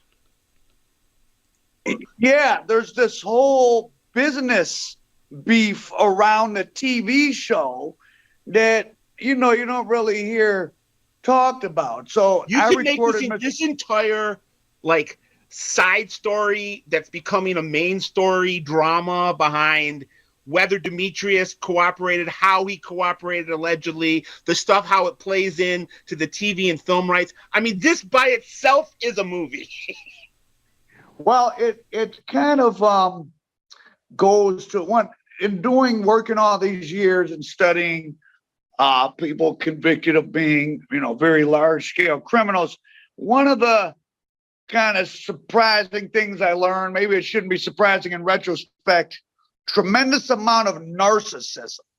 So certainly there's people that have less opportunities in life and try to commit a crime. But like really, once you have, if you can make $1 million illegally and not be caught, you're way in the 99.9th percentile.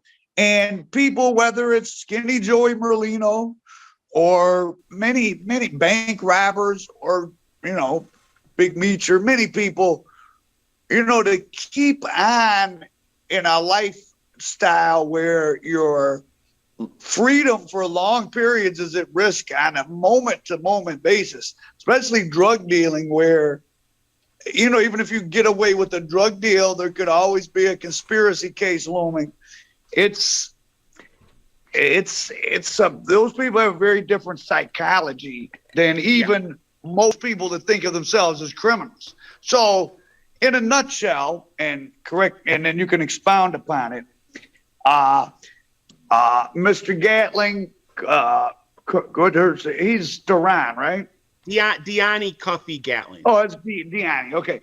And he was working a deal for a BMF show years ago. Him and back in right when Meech got locked up in like 08, 09. Okay, and then as that petered out, Meech, like most people are doing long prison terms do, you got to find people in the free world that'll do stuff for you. It doesn't have to be criminal. It could just be people who are going to go check on your mom, or it could be criminal. You're sitting there in prison. You're trying to kill time. You're trying to feel connected to the world. And he meets this Tammy Cowan's woman now. Bleu Davinci said he's the one who introduced Tammy Cowan's to Meech once he was already in prison. I don't know if she's a criminal groupie or she saw an opportunity to make money or a little bit of both. Opportunity. Shit, they gave her the opportunity. She got power of attorney. That's nuts. Or just one of those women who likes excitement because, of course. Let's make sure we get the timeline straight. Like, she didn't come into the picture once it petered out. She was in the picture from almost day one when he got in. Okay, but did he meet her through Bleu Davinci? Like he met, from what I understand, Bleu dated her at a certain point. Demetrius knew of her but did not know her. Wasn't friends and what with did she do for a living? Like what was? I don't know. What I know is agent?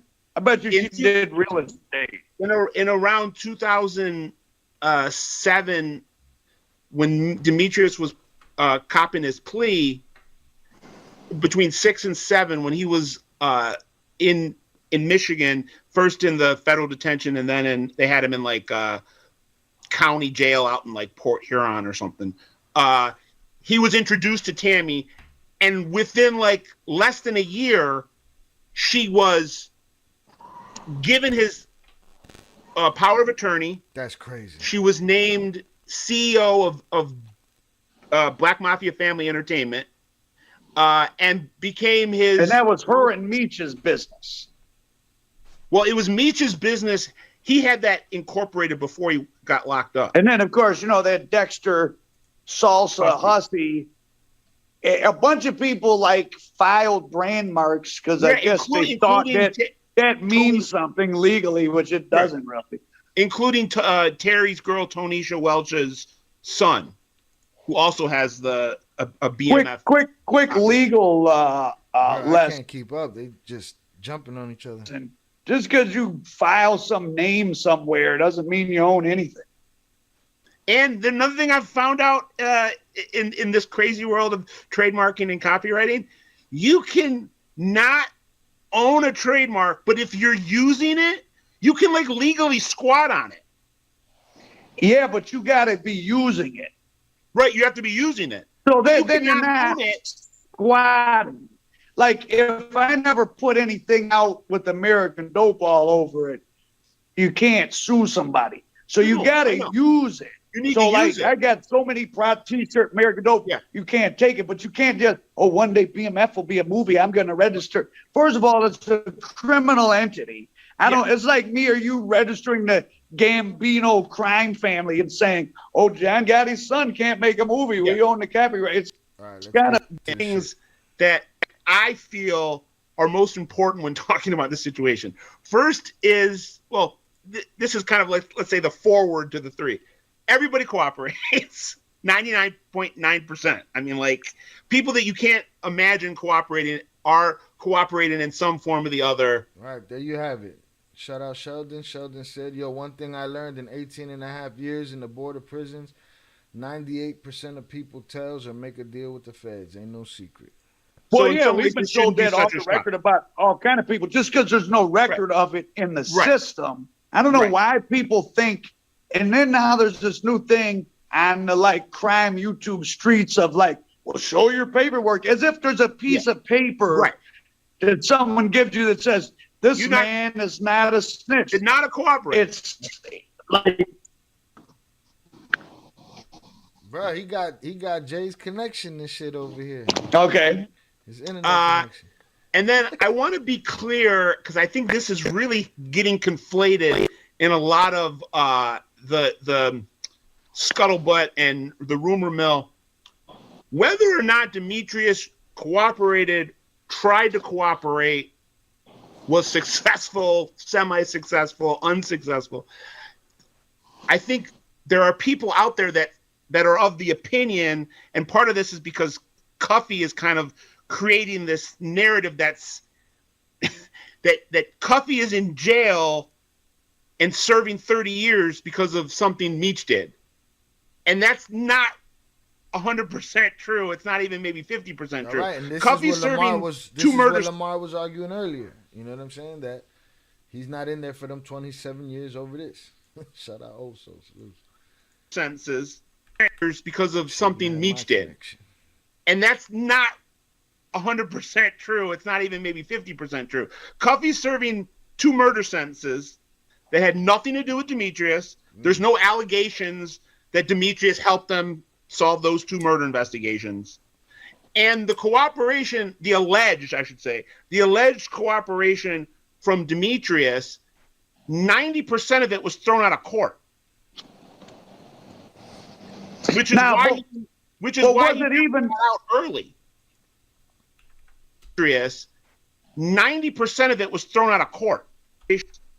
And the that Demetrius helped them, that had nothing to do with Demetrius. There's no allegations that Demetrius helped them solve those 2 murder investigations. And the cooperation, the alleged cooperation from Demetrius, 90% of it was thrown out of court. Which is why he even out early.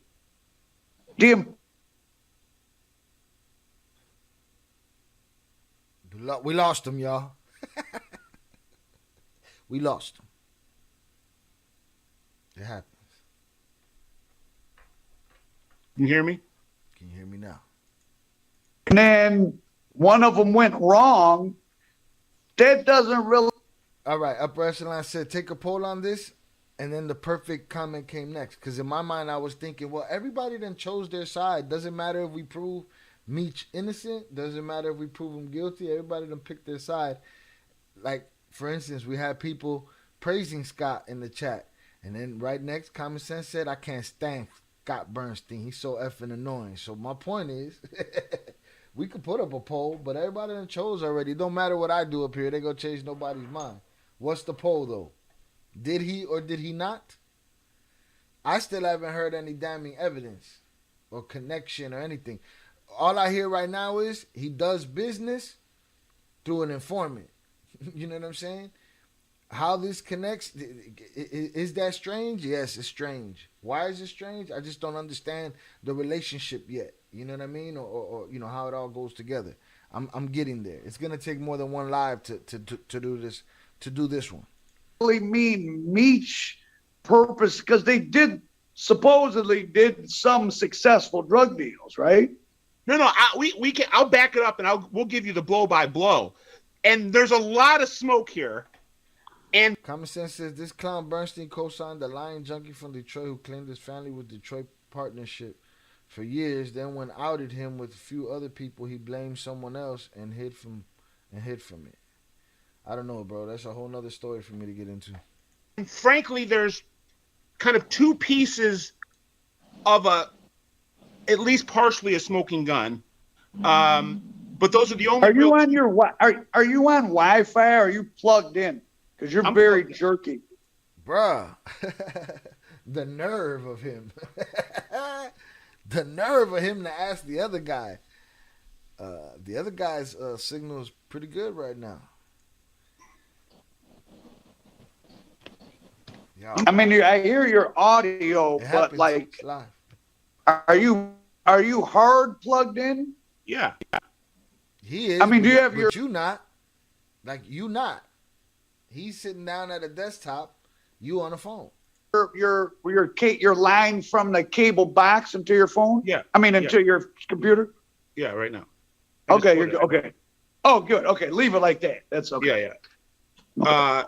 So, yeah, we can get into that. But really, the only two pieces of what you might consider a smoking gun is one, recorded prison conversation between Tammy and Demetrius, where Demetrius doesn't appear to be shocked by Tammy telling him that she got outed as a cooperator, and Demetrius seems more worried about just keep my name out of it, as opposed to being like, oh wow, you've been informing this presentation between King Gun is. But really, the only two pieces of what you might consider a smoking gun is one, recorded prison conversation between Tammy and Demetrius, where Demetrius doesn't appear to be shocked by Tammy telling him that she got outed as a cooperator, and Demetrius seems more worried about just keep my name out of it, as opposed to being like,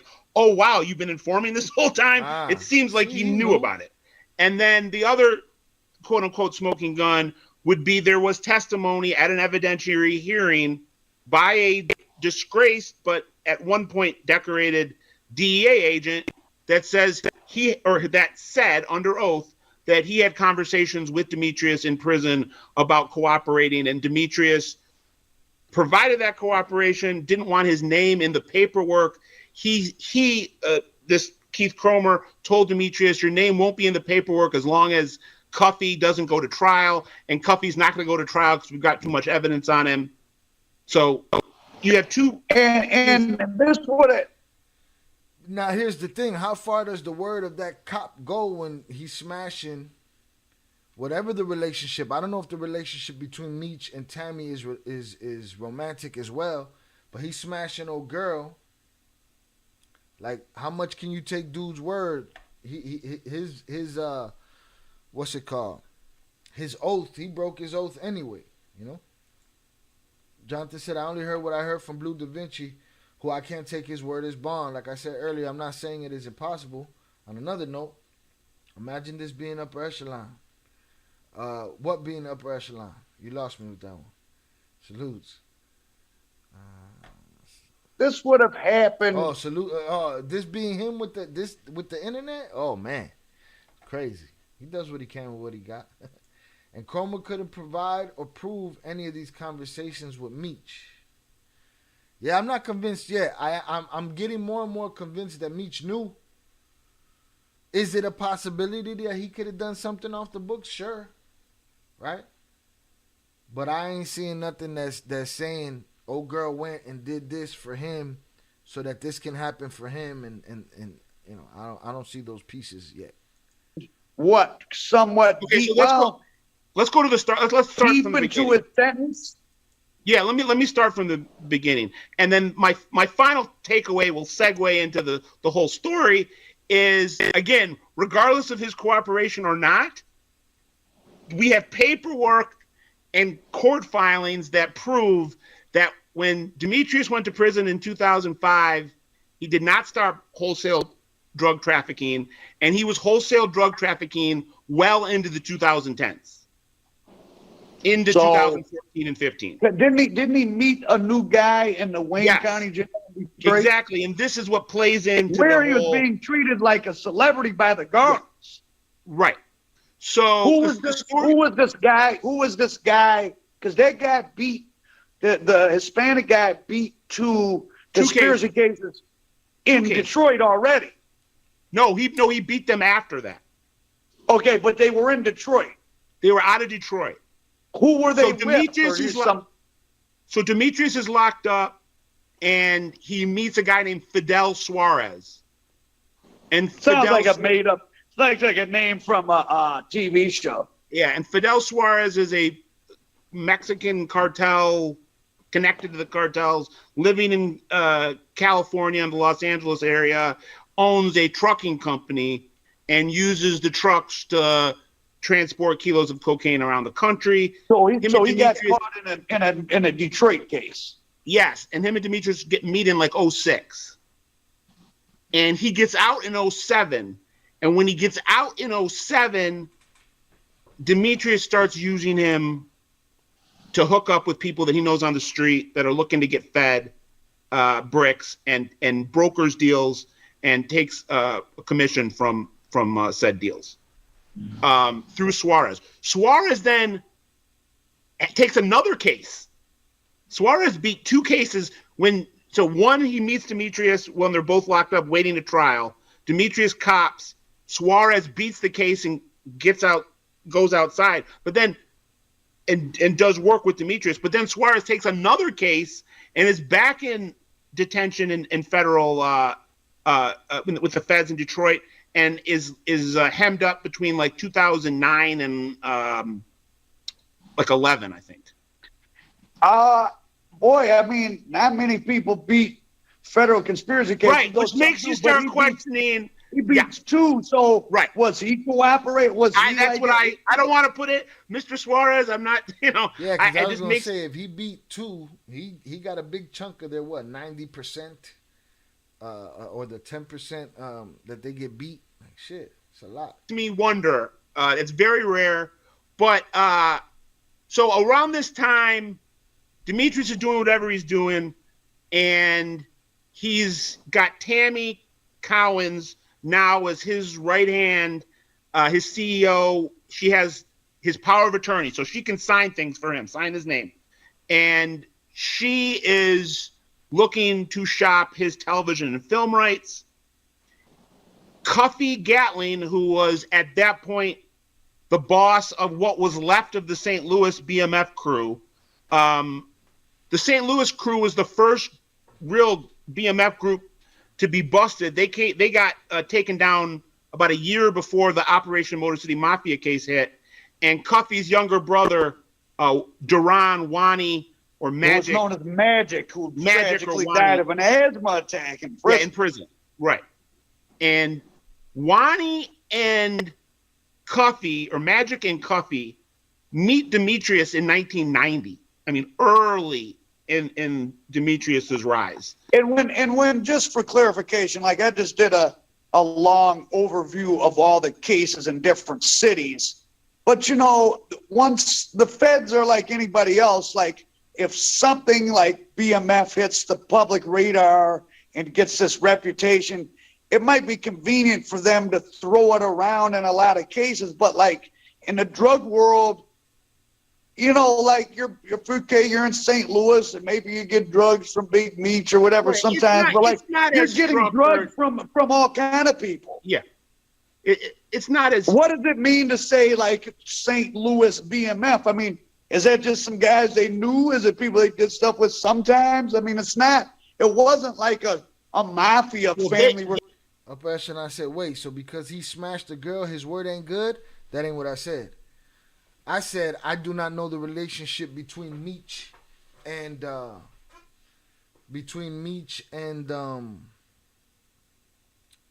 Tammy, if it's a romantic relationship. You know what I'm saying? And dude got a personal thing with Meech over that. All right, not just because he smashed a girl, it's because he smashed. If he thought he was smashing his girl specifically, and he got a problem with that shit. I just think, why would an agent lie about something that wasn't even important to risk the person who he really wanted to be convicted? I don't know. Maybe I'm wrong. Just looking at it from many angles. Scott's an awesome journalist. They only beat 3% of all cases. They only get beat 3% of all cases. And dude owned 2 of those 3%. Not 2%, but 2 cases. Suarez was a big deal, but stayed in the shadows. Trucking companies. Salutes. They were like, Yeah. J-Rock allegedly took a team of his Sin City Mafia guys and Yeah, I don't happened need at all Brandy's this. house. Listen, I still ain't heard nothing. And I don't know if I can go through the rest of this conversation with the signal like this. I still ain't heard nothing that says this dude did this and put this person here, did that or this or the other. I ain't heard nothing clear yet. Lamar said, never messed with Tammy. It's a business relationship, but in the paperwork, it does say Cromer had an issue with Tammy always on the phone with Meech. That's the type of shit I'm talking about. Yo, what kind of game this chick got, though? God damn.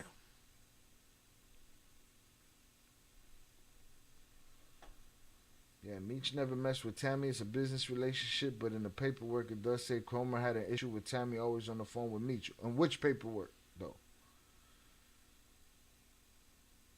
It's crazy that Magic's baby mom got locked on our case. We'd have to delve into that in more specific terms. My name is Lucy, and I have to figure out who I am. Someone who reports on BMF, but there was a massive overlooking of court hearings that were taking place in 2018, not that long ago. There's so much, and then by 2018, everyone was interested in the show, and yeah, you know. Anyway, I'll get to that in a second, but so Cuffy puts down $250,000 and actually finds some level of traction. And this had nothing to do at this point. This had nothing to do with a TV show. This was because Meech sold the rights several times. Yeah, but in this case, they're trying to get a movie, not a TV show. They're trying was that the one that massive? And I guess, I'm indicting myself as someone who reports. You could have known this all 8 years ago. This was all in court. Records. And what I find most, and one of the biggest takeaways from this is that if you knew what you were looking for and you were paying attention, you could have known this all 8 years ago. This was all in court records in 2015. Well, nobody wanted to know. Right. It's the legend is, I guess, valuable to a lot of people. I talk about with guys all the time about the amount of people that have BMF tattooed on them that didn't know anybody who knew someone who was in BMF. But there was also a massive, and I guess,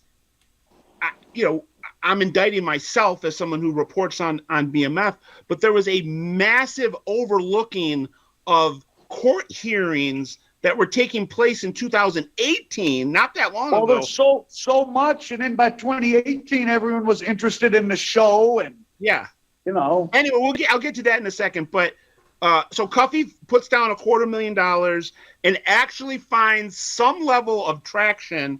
And this had nothing to do at this point. This had nothing to do with a TV show. This was because Meech sold the rights several times. Yeah, but in this case, they're trying to get a movie, not a TV show. They're trying. Was that the one that Terrence Howard was going to be in?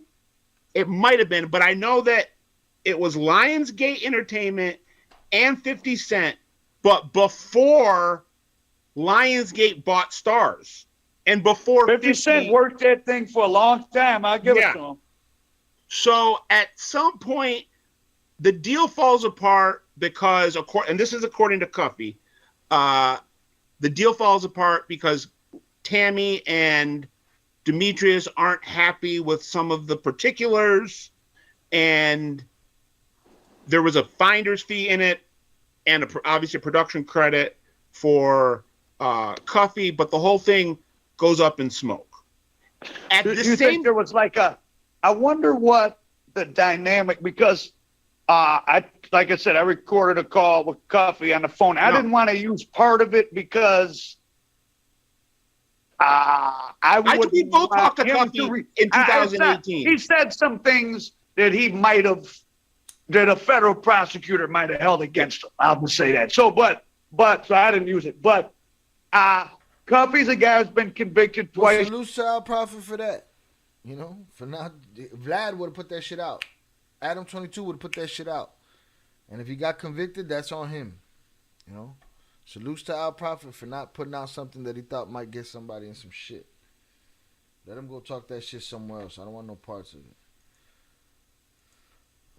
it. Now running his own big organization, very intelligent guy, strong personality. You know, I can imagine him not wanting to, or in the dynamic between him and Meech of it not being like, oh, Big Meech is the, you know, let me couch out at him. He's older than Big Meech. Yeah, so like, I bet there was a personality conflict. Well, no, the reason I say that is when Deani Gatling met Demetrius in 1990, I believe that Cuffy Gatling was moving at a bigger level at that point than Demetrius was. At least according to what the federal government indicted him for in 1993, it looks like he was moving some major weight. Not to say Demetrius wasn't, but this also coincides timeline wise with at least Tammy's cooperation. So what we know for sure is that at some point in 2009, all right, Tammy is opened as a DEA informant. So this is after she got the power of attorney and all of that, right? Is that what he's saying? That she got she got all the power of attorney and all that in 08, and then boom, in 09, Tammy is opened as a DEA informant. None other than Jack Harvey. 2009. So this is early. When did they get sentenced? 2007? Seven. So within 2 years of them actually going to prison, Tammy Collins, and she knows everybody because she knew Bleu before they went in, and she knows Meech definitely by 09. No shit. By that point, she's been running point for Meech for 2-3 years. Oh, wow. Okay, Jesus. So she's been an informant for 14 years. No, she was an informant for 8 years. No, but that was 14 years ago. I'm saying it's 2023. Yeah. 09. Jeez. She's opened as an informant in 09. Again, I was still making rap videos. Let's not understate the fact of who opened her. People that know the BMF story. The same guy that oversaw the BMF case. Yeah, Jack Harvey was the Elliot Ness to Demetrius's Al Capone. I mean, Jack Harvey was the DEA's number one. Was he the one that was discredited, or he retired? No. I'm going to tell the story of what happened. Yeah. Jack. Shout out to Scott. I'm going to tell the story. Harvey opens her as an informant. And again, this is a big deal because Jack Harvey is the number one DEA agent when it comes to BMF. And we're not positive what Demetrius knows or what he doesn't know. But we do know that when she eventually has to go under oath and take the stand, Tammy Collins admits under oath that the reason that she agreed to start cooperating with Jack Harvey was to get Demetrius a sentence reduction. Oh. She is so not. That's on the record. That's on the record. You know, according to her own admission under oath, she agreed to take the stand. But we do not positive what Demetrius knows or EMF, and we're not positive what Demetrius knows or what he doesn't know. But we do know that when she eventually has to go under oath and take the stand, Tammy Collins admits under oath that the reason that she agreed to start cooperating with Jack Harvey was to get Demetrius a sentence reduction. So a sentence reduction by proxy. Wow. On record. She is so not. That's on the record. That's on the record, you know, according to her own admission under oath. And at this point, she's not. Just to be fair to our hometown guy, that doesn't mean he necessarily knew himself. No, it doesn't. No, not at all. Not at all. He could have been minding his business. She could have got grabbed for something. Now, here's my thing. She just volunteered to talk, or did she have some time hanging over her head? No. The reason she's doing it is for that. She put herself in that. That feels like a play. I don't know if he wouldn't have known that. But, it's a lot. Mom could want to get you out of prison and go down early. Just to be fair to our hometown guy, that doesn't mean he necessarily knew himself. No, it doesn't. Your mom could want to get you out of prison and go down to Oak Park Police and tell them stuff, and you have no knowledge. Right. Okay. And we should be clear that she was not getting paid in 2009. For the first 2 years of her informant status, when she's being operated by Jack Harvey, wow, she is not a paid informant. And Jack, go ahead. What is the first time she sets something up? She sets up a big money laundering case that ensnared a guy. I think his name was Terry White. His last name was White. It was an and these were guys out of Atlanta? I'm not sure. I can go look through the paperwork. I didn't recognize the guy. I put the guy through some searches, and I couldn't find any big connections from him. That doesn't mean they don't exist. So we don't know that they were connected to right. I don't know. Meech didn't necessarily put her on them or anything. Right. We don't know. Yeah. She could have just wanted her new whatever they are, or just she wanted them out to make a movie and did this on her own. Maybe. Okay. So in 2011, Jack Harvey retires. And when you're being operated by a federal agent that retires, you get, just like you would get transferred in a job where you go from one department to another department, Tammy, as a confidential informant, is transferred from Jack Harvey to another agent named Fred Swoop. And does anybody know if the audio of her on the phone with Meech is out there? Does anybody know if that's out there? Let me know in the chat if you know if that's out there. The audio of her talking to Meech and her telling Meech that she got outed. And at this point, again, we don't know who was telling who to do what, but we know that at this time, in between 2009 and 2012, this is when Demetrius introduces Gatling to Fidel Suarez, using Tammy as the introduction point. So he says to Tammy, go bring Fidel to St. Louis and introduce Fidel to Cuffy. She went there for a weekend. They went out to dinner, all three of them, and they're crazy, boy. As who told her to do it, Jack or the new guy? This is when Demetrius introduces Gatling to Fidel Suarez, using Tammy as the introduction point. So he says to Tammy, go bring Fidel to St. Louis and introduce Fidel to Cuffy. She went there for a weekend. They went out to dinner, all three of them, and they're kind of off and running in a wholesale cocaine conspiracy. At one point in time, did they do any deals that the feds didn't know about? I don't know. I know that there is one, and this is the stuff where so I guess how would we know that? Here's my question: why is he telling her to go connect him with so and so if that's not a play? You know what I'm saying?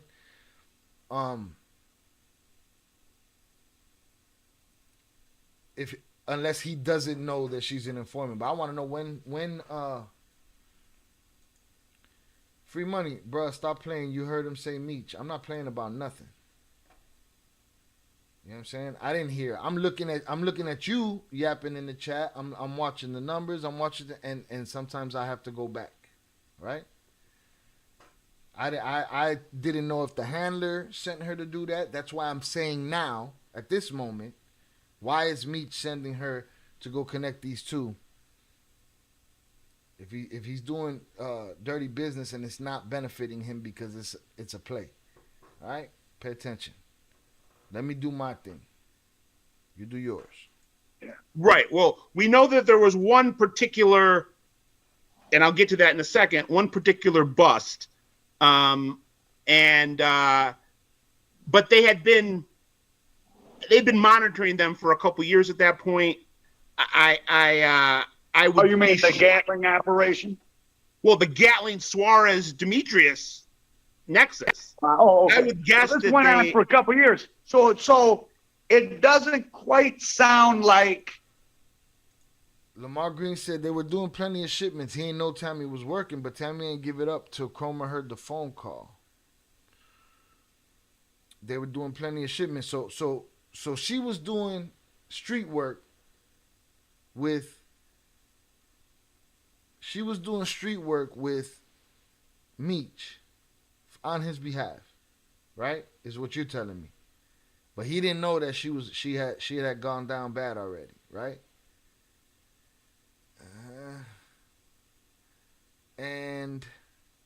But Tammy ain't give it up till Cromer heard the phone call. This shit's not sounding good. You know, Demetrius and Tammy said, hey, set him up with Suarez. They were doing stuff. So maybe, see, this is what informants do. This is why people have a problem with informants. They might be telling the police some stuff, and they might be doing other things that the police don't know about. So it almost sounds like Tammy was trying to set up was setting up other people. Right.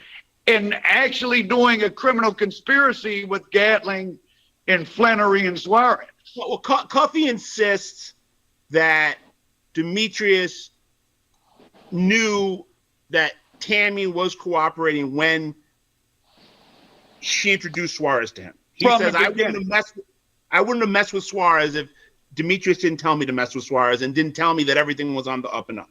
Again, take that for what it's worth. Well, right there now, here we have the dilemma. What Cuffy is saying in public is is snitching, I guess, right? No, yeah. But I guess if you got snitch, see, that's where regular people, they're sitting in a prison cell doing 30 years, like all these rules that people think exist.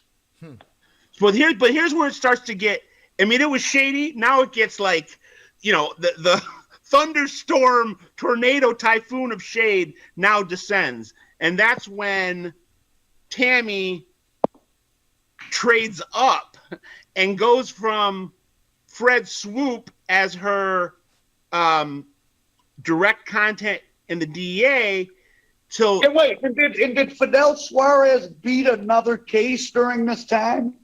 Yeah. Okay, so... Yeah, this sounds like classic. There's a lot of questions of there's all these cases being made. Yeah. That's why. And Suarez catches another case during this time and beats it. Yeah. And Tammy begins a romantic relationship with Keith Cromer, who's not a street agent. He is the head of the office. He is the supervisor of the Atlanta DEA office. He was the SAC? Yeah. Of what? The Atlanta field office? Yeah. So he was the head. He was in charge of the entire Atlanta field office, and he starts an affair with Tammy. And is on the phone, boy, is next to Tammy. These women are. Tammy, I'd like to know her life story because she sure knows how to slither and. She is definitely slithering all over everybody right now in this situation. Facts. Shout out Crash Out, only 36 likes and 48 viewers. Hit the like button and subscribe. It's free. Join if possible. Salutes to you, Crash Out. I appreciate you. Snake through life. So at that point, Fred Swoop is like, they circumvent the actual agent that should be operating her, and she's being operated by the supervisor who has no response. You know, the protocol is completely been thwarted and undermined at this point, and they put her on a payroll, which is against protocol.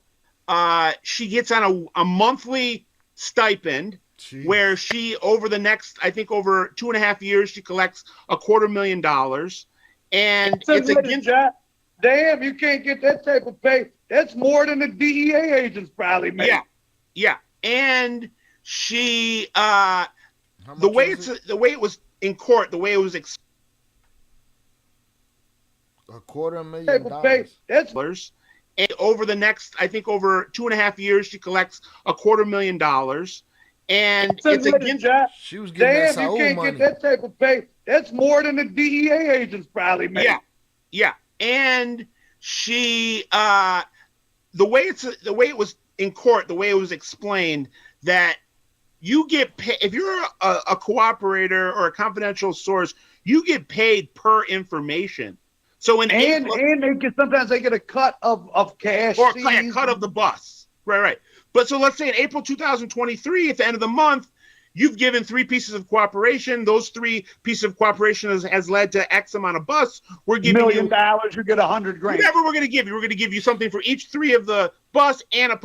But if in April you as a confidential source don't produce any busts, you're not getting paid at the end of the month. So Tammy was taking a paycheck. It sure seems like that shouldn't be. I mean, you're literally. It sounds like laundering money to me. Yeah, and not to mention, so a law enforcement agent can't entrap somebody, but they can basically get a confidential informant by giving them financial incentives. Seems like to circumvent the anti-entrapment thing. So feds can't come and knock on Scott Bernstein's door and say, "Hey, do a drug deal." But Al Prophet, the confidential informant, can. Right. That's what another thing I was gonna ask. Is that not entrapment? You know, her setting up that deal, and he just explained how it's not. It's a loophole. Into it, so I can get my setting up that deal between Cuff and Suarez and whoever. Monthly fee and my bonus. But she was getting paid for months that she wasn't doing any work. So she would collect like $25,000 for a month. Everyone knows this ain't internet gossip. Scott has a law degree. Scott looks through the papers. This is all from per official, legally binding documents.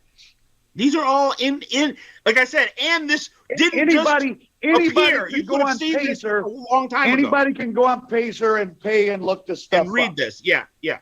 And so she's getting paid by the DEA on a monthly. She's sleeping with Keith Cromer, who's running the DEA office, and it's admitted by both of them that all of her conversations with Demetrius over those couple years, now I shouldn't say all of them, a majority of those conversations that Tammy is having with Demetrius, and they were communicating multiple times a day, Keith Cromer's right next to her.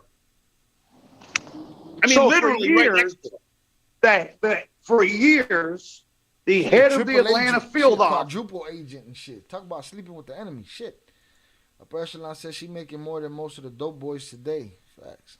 This is on phone calls with Demetrius Flannery. Now we don't know if on phone calls. We don't know if Meech knew or we don't know if Mr. Flannery knew or not, but he's there. He's next to her while she's taking the phone calls.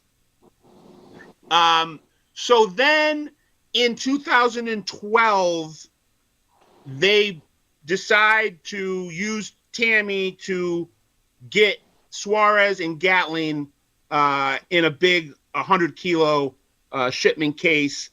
She has Fidel Suarez calling her. He's got people in St. Louis that have a truck there in a Walmart shopping mark, and nobody to pick up the dope. A Walmart parking lot. There's a semi truck with 100 kilos in it, and nobody from the Gatling crew is coming to meet them. And there's a flurry of phone calls over the next 24 to 48 hours between Demetrius, Tammy, Cuffy, and Fidel Suarez. And it's all being monitored. And eventually Cuffy's people come and get the semi, and everybody's arrested. Bananas. Shout out Lamar Green. She made the introduction. That's it. Then when Suarez called asking if she knew anyone who could move pills, and she could call Cuff because Cuff wasn't answering, and he had trucks sitting there. 2 Free Money 3 said, I gotta connect you with some Detroit people that can tell you the truth about this. T not gonna come out and say why he don't mess with his brother, because of their family, people think they beefing over the cartel stuff, but that's not true. They made up after he took them 3 M's from him. Crash House only 36 likes.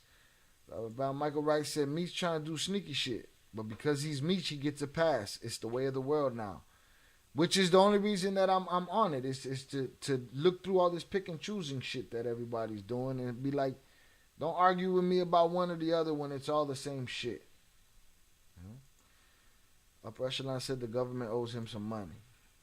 Call their ass. Tell them it's time to collect. So now there's like 3 years from 12 to 15. There are like 3 years within the Gatling camp. There are 3 years of like, how the hell did I get set up? In March of 2015, there is paperwork that's filed, put on Pacer, that if you were Cuffy or anybody that was working with Cuffy, the description of the confidential, the number one confidential informant, star witness in that case, is easily discernible that it's Tammy Cowens. Tammy Cowens, I think it was March 12th, 2012, or maybe March 5th. Anyway, it was early March 2012, and Tammy, within a couple hours... 10 years ago. Right. Within a couple, or 8 years ago. No, that's 2023. Right, and this was in 15. You said 12. I said March 12th. I'm sorry, March 12th, 2015. Okay. I apologize. 8 years ago. So it's a long time ago. Right. And Tammy starts getting, that same day that it goes up online, Tammy starts getting death threats and starts to flip out. She gets into the car. She's in Atlanta. She gets into the car that day or that evening and drives to see Demetrius in Louisiana at the Federal. Was he at Pollock or something? Yes, I believe he was. Bloody Pollock. So on February 13th, which is like the following day, she visits Demetrius, and there's a conversation between them in the visiting room that's recorded. And Demetrius doesn't seem shocked that Tammy is telling him that she's been outed as an informant and that she's getting threats. His response is, keep my name out of it. I have to see that video.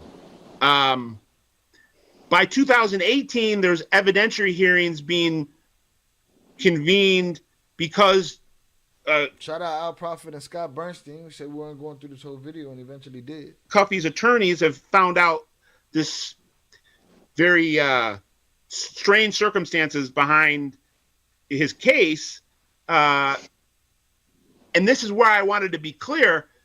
And from these evidentiary hearings, a lot is proven and a lot comes out.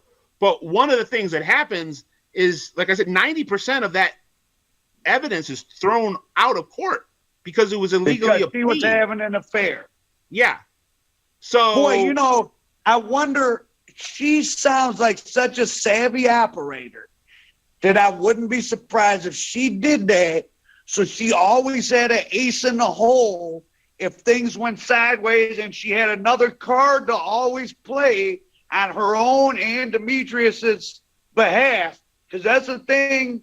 Listen, I've heard people tell stories about having their girl on the outs, seek out prosecutors, get into affairs years later and use it to blackmail their man out of prison. Like, I've heard of that. And if you hear, you know.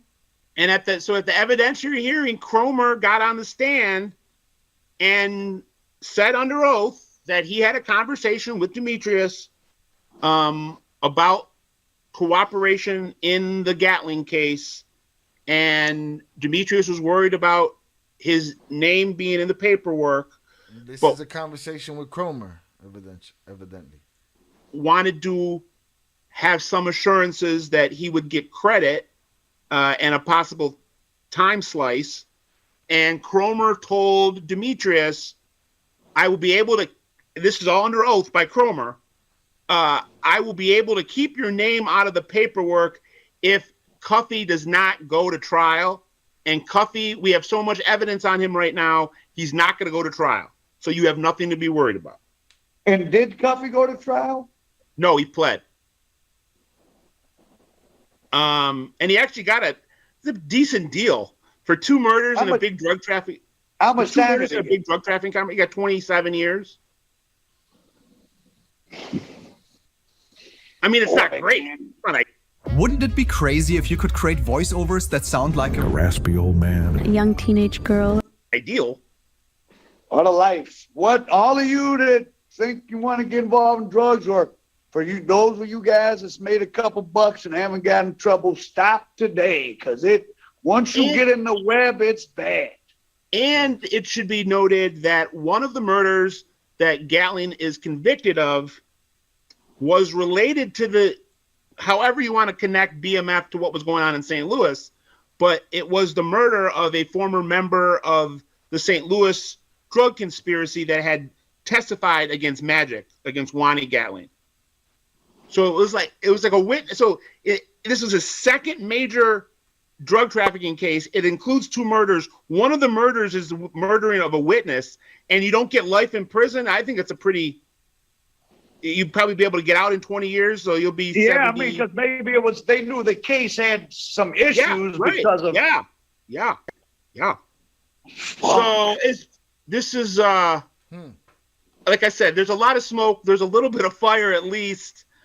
After I initially said that to you, my first initial reaction is, how is this going to affect the show? I mean, part of it is selfish. I've gotten paid a little bit from that show, but I totally agree. I totally agree with you. It won't have any effect on it. Man, regular people, it's just something to talk about. Like, because this is what I'm kind of, whenever people start trying to talk to me about who snitched and this and that, I point out that, I mean, technically it's bad to sell large amounts of hard drugs and kill people. So if it was okay for people to be doing that, what are you getting moralistic about? Did they tell her?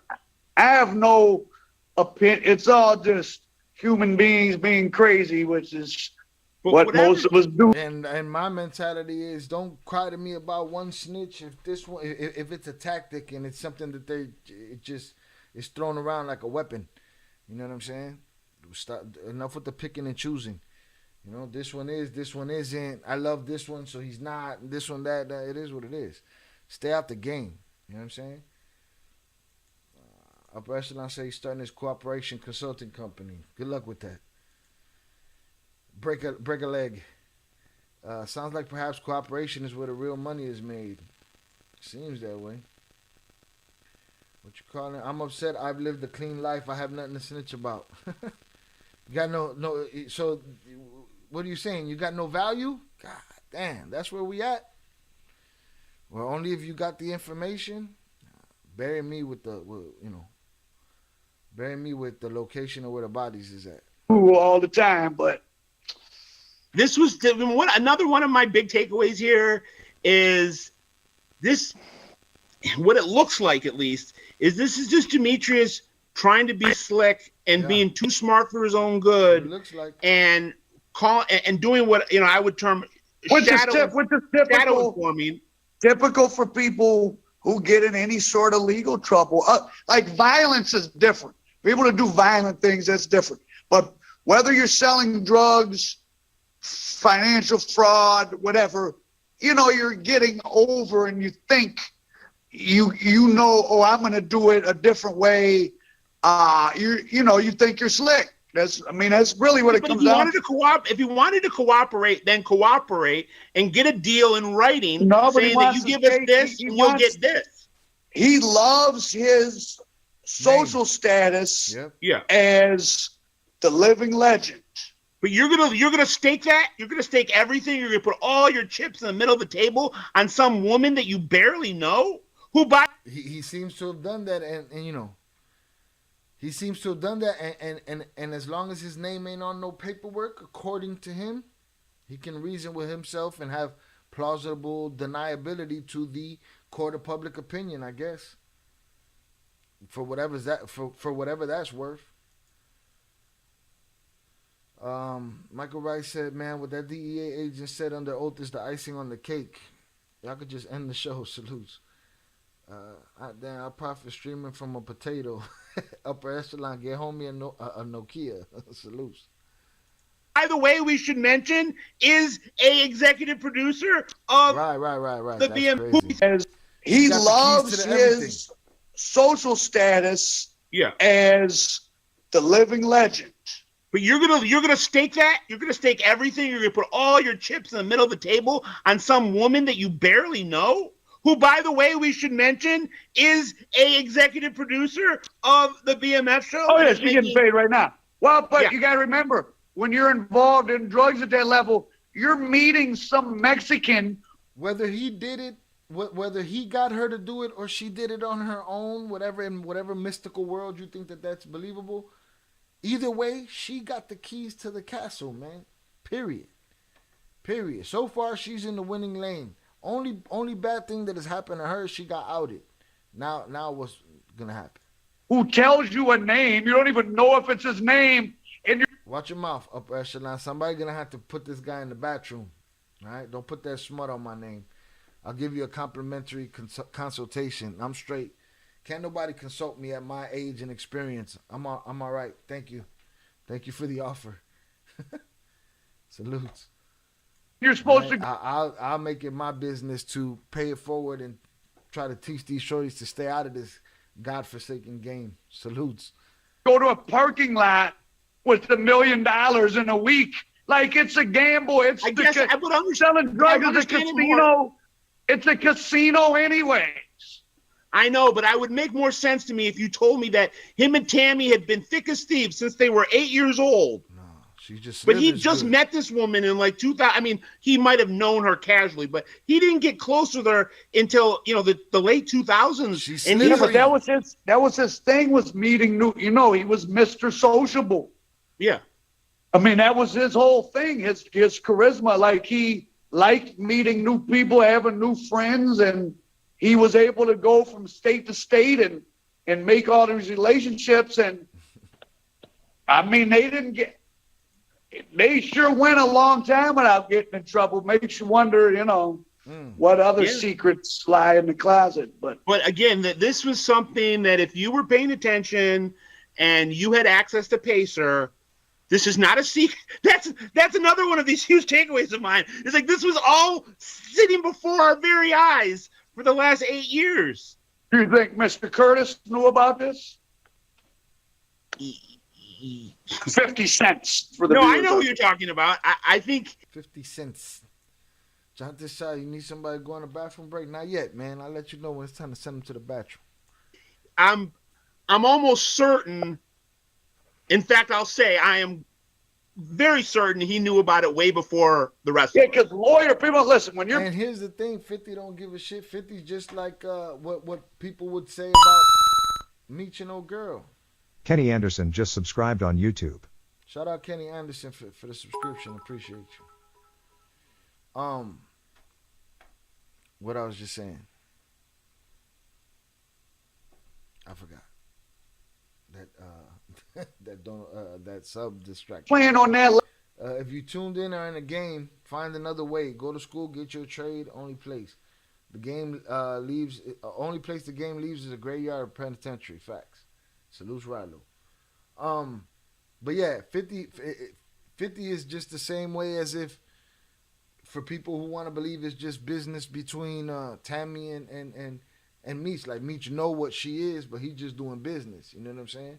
Same with 50.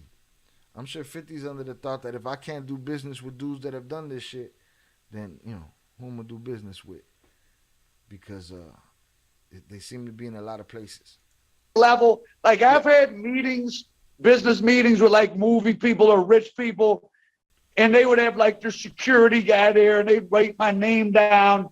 And you know, I have a record, and I got the impression before that like I was looked into, and they were like, "Oh, this guy might." He was taking meetings with So I'm sure they looked. They vet all this stuff. And 50 was taking meetings with Gatling, so you can't tell me that 50 wasn't aware when Gatling would have been telling him. Yeah. So, man. So Gatling's theory is, and I'm not going to chime in on it one way or the other, just going to say what the theory is. His theory is that all this cooperation wasn't just for Demetrius to get a time slice, but it was to edge him out of any deal that they were going to make for his life TV and film rights. Because he would have had what percentage? He would have had a piece of it. Like what percentage? I don't know. I don't remember what the percentage was. But $250,000. Listen, he put a $250 investment into it. Yeah, me and Scott have been involved in a lot of TV shows and movies that didn't quite get off the ground. When you're getting optioned for life rights, $250's high. It's really high. It's gonna make it. You know, too many obstacles have to be overcome. So he might have owned half of it or some shit for $250. You know.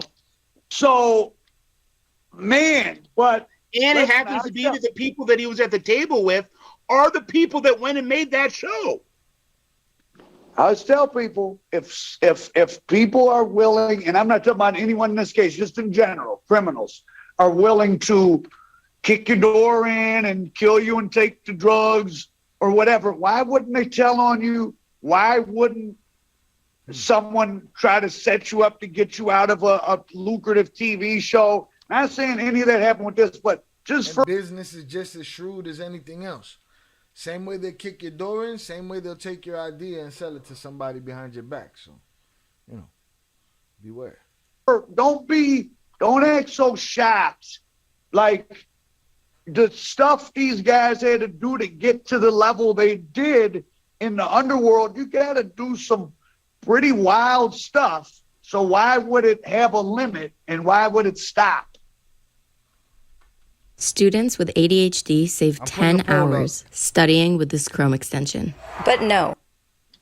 I'm putting a poll up. Is Meech a cooperator? Simple yes or no answer. All right, start the poll. The poll will be in the horizontal chat because really ain't nobody in the vertical like that. Couple people. Salutes. Start the poll. There it goes. Upper Echelon said, good. Our prophet got something against 50 the way he makes videos on him and purposely pronounces his name. Yeah, I don't know. And he be saying this and that's a publicity stunt, whatever. Upper Echelon said, good point. Shy don't eat snacks. Go to the bathroom or does anything. I ate, showered, used the bathroom 8 times, and been having conversations with my kids and email my wife. What the fuck are you talking about? Put him in the bathroom. Give him 5 minutes. Upper Echelon talking crazy. No, I've been sitting here entertaining you while you do all those things. Upper Echelon. You getting a little loose with it. Alright? Why you mad? That's not the question because technically he's not. Now, we ain't got to that. We up here at your smart shit. Shy don't eat snacks, go to the bathroom, or do anything. I ate, showered, so I'm dirty now? used the bathroom 8 times, you might want to see a doctor about that shit. And been having conversation with my kids. We know who got the brains in that conversation. I'm going to still read his shit, even though we gave him 5 minutes. Jonathan hit him in the head with 5 minutes. And email my wife. Good. Salutes. Jonathan, I said Al has an issue with anyone who don't do business with him. Salutes. And Lamar Green, that's why he don't like Shael and the Flores twins. Salutes. Operational said that's not the question. I don't know what he means by that's not the question because technically he's not. I don't know what he means by that, but he could come back after 5 minutes in the bathroom and he could talk about it before we get out of here. Salutes. Jonathan, same reason he has a problem with 50 because of the twins in BMF. They gave him a timeout real quick. We got to tap him, give him 5 minutes. He be talking crazy sometimes. Like, damn, why you mad? Huh? Because I said good luck with that cooperation, COINTELPRO, what's it called? Cooperation Consulting. All right, well, I gave you chat consulting. You was wilding in the chat and I consulted you and now you're in the bathroom. Salutes. I hit the like button, y'all. I appreciate y'all. When he come back and talk about it in 5 minutes. Yeah, it's just unless Jonathan hit him in the head with an accidental 24, I don't know what he did. It's a crazy addendum Does Gatling to have a lawsuit unbelievably going? crazy story. You think Gatling has a lawsuit going about the show? No, I mean, do I think he is looking to file a lawsuit? Yes. Do I think he has merit? Probably not. Because it's, there's the projects aren't the same. Yes, again, a lot of things look a little warped, but Lionsgate at that point did not own Stars. You know what I'm saying? Talking about he showered. Did he mean he took a shower midway through the live? No, that means he tuned out. I hope he tuned out. You know what I'm saying? Salutes. I hope he tuned out. To me, there's still a lot of holes in this whole situation, but it's not looking good. It's looking like that he did try some slick shit, and that slick shit came back to bite him. I'd love to either read a transcript of the phone conversation or see hear an audio of it or a video or whatever they got, and I'd like to dig deeper into her cases. 50 Cent at that point did not have power and was not involved with Stars. Does it look very suspicious that 10 years later, Lionsgate owns Stars and 50 is Stars? I mean, 50 is like the centerpiece of the Stars brand. It don't look good. But I don't know legally because of the fact. Now, if 50 Cent was working at Stars and Lionsgate owned Stars when all those meetings were taking place, then I think legally Cuffy probably would have some meat on the bone there. But it just I don't know. I've seen cases that seemed a lot stronger that couldn't couldn't get over in court. All right, so let's plug so you can, for those who want to, you can go over to gangsterreport.com. Tremendous website. You got to pay to join. Scott has thousands of really good articles. It's not a repeat like me and him do. I do my stuff. Salute our prophet. Salute Scott Bernstein. We got what we was gonna get. Yeah, that don't look good. Look like some slick shit that came to the light. Something done in the dark that came to the light. Lamar Green said it's a wild transcript, 488 pages. Yeah, that's a lot. Again, we'll dig deeper into this. As of right now, it's looking to me like he knew something. And he knew who he was dealing with and what she was doing. And that right there I wouldn't doubt that he was, in cahoots working with her to cut his time. Lamar said it's going clearly say in the pages Meech didn't know or had no parts. Got to put you in contact with Mickey Truth. I'll look into that. We'll do another live on this. Cuff and Blue went to her first, but fell back when she said it shows Meech didn't set it up. And this paperwork,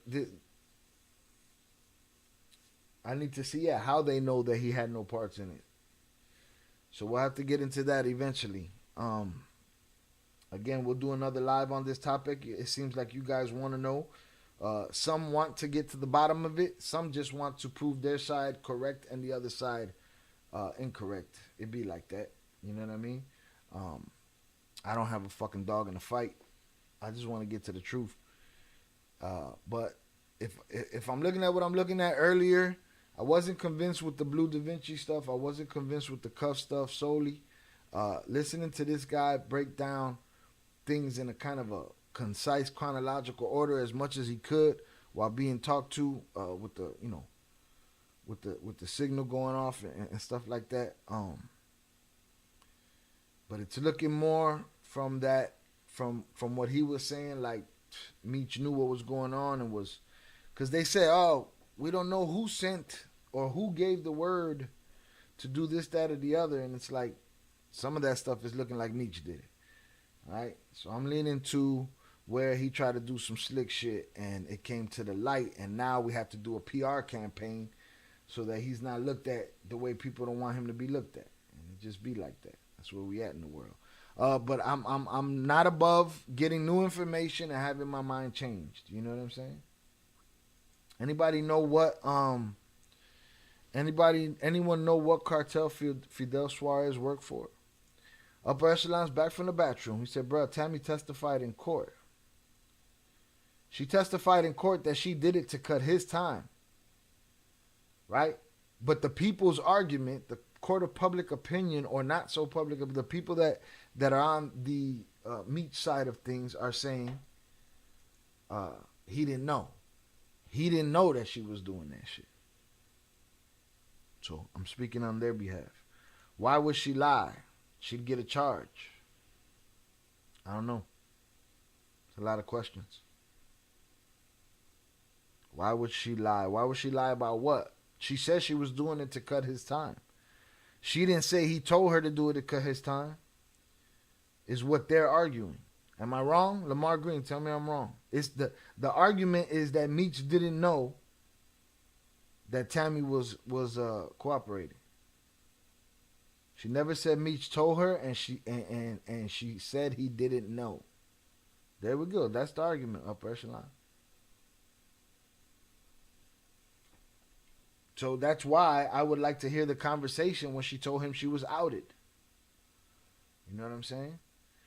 Upper echelon, slow your exclamation points. I mean, he didn't say the guy was a cartel member. He said who was he working for? Now that could mean he was working for plenty of them, multiple. But did he have a connection to somebody? Why you mad, bro? This guy's mad today, man. The Q&A, the quality control upset this guy. Upper echelon said, I will. You will what? What are we talking about? What did I say that you will? But yeah, so that's the argument. The argument is that she did that shit on her own and he didn't have no knowledge of it. That's what he wants everybody to believe. That's what we're here to see about. That's why we've been here for 3 hours, going on 3 hours. Salutes. Meech got a way out. Right, just denying. I guess. Got it. They mentioned Cartel here and there. Yeah, they mentioned it all over the place. It wasn't an outrageous question. Salutes, Eddie. Be surprised if I got a gift. I got a stripper for my B-Day, but some time off. That's like heaven sent.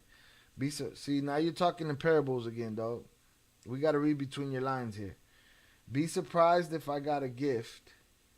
I got a stripper for my birthday, but some time off. Be surprised if I got a gift or a stripper for my birthday, but some time off. Oh, like she was gonna give him this huge gift. Especially, here's another thing that on that side, especially when she already got control and the keys to the dynasty. Right. I'm not arguing that it doesn't seem absurd that she would do it on her own and just that's love, and then them not have a romantic relationship. But then again, he gave her the keys to everything. He gave her the keys to everything. You just give that shit to anybody? Shout out Eddie Jimenez. My fault for listening. Salutes. Yeah, while you was listening, he was in the shower and eating snacks and shit. Lamar Green said all the Mexican plugs Meech had was connected to Sinaloa. Well, Green Eyes and Daniel Corral were. Salutes. But yeah, it does seem outrageous that she would do that on her own. But even if he had her do it, what is the leverage? The leverage is, shit, you want the keys to the palace? You need to do this for me. She made a lot of money. It's every person in prison who would want time off. My wife asked me to help come home every day. That's every person in prison who would want time off. My wife asked me to help come home every day. Yeah, well, old girl got the keys to the castle, and she said it under oath that she did it to cut his time. But the other side is going to say he didn't know. Jonathan said, didn't 50 say something about Tekashi in his Angie Martinez interview where he said something Lucius or something? What? Something Lucius? You talking about Lucian Grange? I don't know. Jonathan, you're going to have to clarify. But yeah, he did say something about Tekashi and why he didn't mess with him. But again, everybody's going to pick and choose. Peter said, my bad, Shy. I've been in and out because I'm out here running around, but I can get you Cuffy daughter. And honestly, she speaks sincerely from the heart how her and her family are. But I'd expect her to too. And again, she's, like Jay would say about some cartel person, she's his daughter. You know what I'm saying? And she's going to have her side of the story. And she's going to have her, her alliances. I'm not against speaking to her. I'm just saying that out loud just so you know where my mind be at. Yeah, she already had the keys to the kingdom and has facts and paperwork. So those. Not everyone who could get 100 bics is part of the cartel. Okay. Yeah, maybe he was. They keep throwing that in there. Everywhere they talk about him, they throw it in there. He Mexican. His name Suarez, dog. He's a cartel kingpin. It just be like that. Salutes to y'all. Y'all keep talking. I'm going to throw my hundreds up in the chat for y'all. We were going to try to cover Don Alejo, but we ran out of time. Another day, another dollar. I got a couple auditions that I have to continue to work on. I appreciate everybody for checking in. I'm going to run through the chat. Y'all can keep talking, and I'll get back to y'all at the bottom, whatever conversation y'all having down there. Shout out to all the usual suspects that were in the building. Shout out, Crash Out, everybody that was here early. Chucky, salutes to y'all. Albert, salutes Ivy, salutes to Kino, Headstone, Zoraida, Chucky, 404 Fool,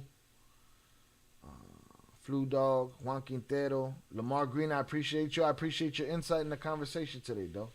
Come again. We'll do this again. Come for other subjects, man. Shit that you don't know everything about already. You know what I mean? Salutes. Shout out Jonathan Pantoja. I appreciate the power chat. Thank you, sir. Shout out Jay Flores for the $9.99 super chat. Still got clapped. Salutes Miguel Lopez. Salutes Upper Echelon. Hold on, man. You hit him again?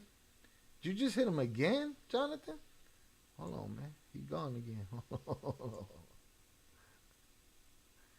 I ain't putting no smut on your name, Jonathan. I promise.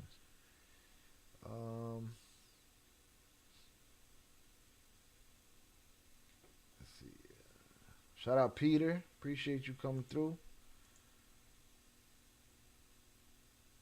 Common Sense. I appreciate your input. Salutes. Sheldon. Appreciate you. Nate. Money. Go Bucks.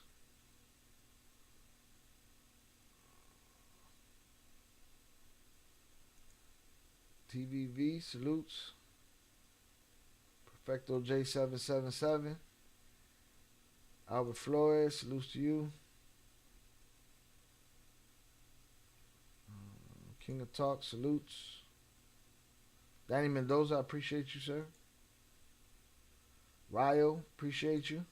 Yael, thank you for coming through. Also, Junior, thank you for coming through.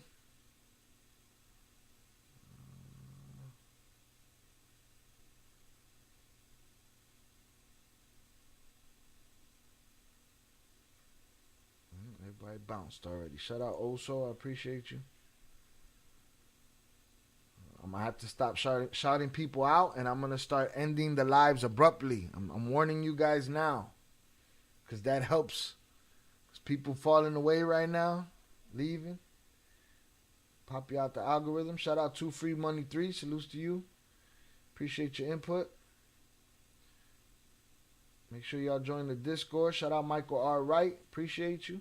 I think Jonathan hit him again. Hit him in the head again. Shout out Peter for the $9.99 super chat. Let me get down to it, and I'll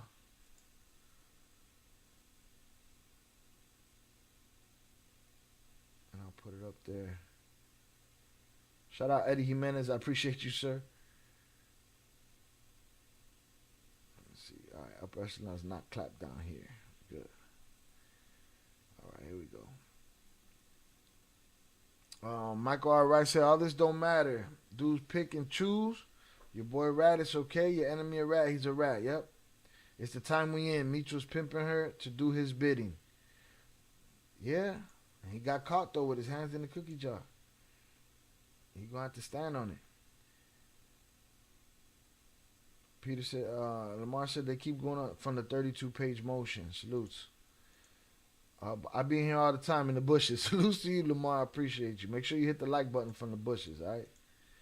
Y'all have a good night. I don't know when I'm going to see y'all again, but I will see you. Mr. Eddie Jimenez, great live. I appreciate you, sir. Thank you. Jonathan said, salutes Thanos. I appreciate you and everything you do. Salutes to the chat and Il Cartel members. Upper Echelon, let's get it popping in the Discord for the after party. Salutes. Jay said, good boxing fight tomorrow. Virgil Ortiz. Salutes, Jay. Crash Out. Peter was the first one with a wrench, Jonathan. Technically, no. I think it might have been Chucky. Chucky might have been first. Peter might have been second. I would have liked what Peter said until I finished reading his effed up energy. What Peter do now? Oh, hold on. I didn't get to it. Shouldn't the wrench people just know I was the first with the wrench? Well, you see, you're wrong. And you keep pushing yourself back. At this rate, you'll never get a wrench, but I appreciate you anyway. Peter, thank you for the $9.99 super chat. But at this, and not only that, you're making the wrenches dislike you. But you weren't. I think Chucky was the first wrench, and then, yeah, I think you were the second. But again, there was only the one that mattered at the top. He already done told you who he is. I don't care if it's my own brother. If you talk to the police, you a rat. All right, that's cool. Don't put yourself in that position. What's this poll looking like? The poll is looking like an overwhelming 84% that Meech is the cooperator. All right. Salutes Rilos and the Cash App. Appreciate you, sir. Also, OG Wrench Holder. You was number 2. The third member ratios, you tweaking, Peter. You tweaking. Again, y'all have a good night. Again, salutes to Upper Echelon for coming through. Salutes to Think Like a Kingpin for coming through. All right. Upper Echelon, appreciate you for the dono. Got put in the bathroom. Salutes. Y'all have a great night. Again, I don't know when I'll be back, but I will be back. Also said Meech is a rat. Boom. I'm going to end this poll right here because it's over. 84% is yes. Meech is a cooperator. Poll ended. 84%. All right. Now, I'm sure the people that are going to be in the comments, that are usually in the comments, defending BMF, defending Meech, they're going to be mad at me, but, you know, it is what it is. It's the comments. Salutes. Salutes, Crash Out. Y'all have a great night. Great night. We're going to go out the same way we came in with Running Aware and with Restlessness. We're going to go from there.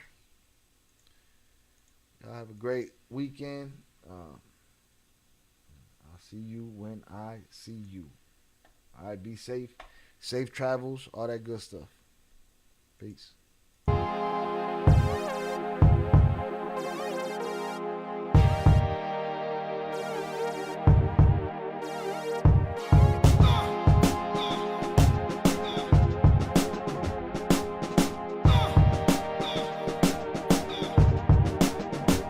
Running away, no one is there, no one to save us, nothing to spare.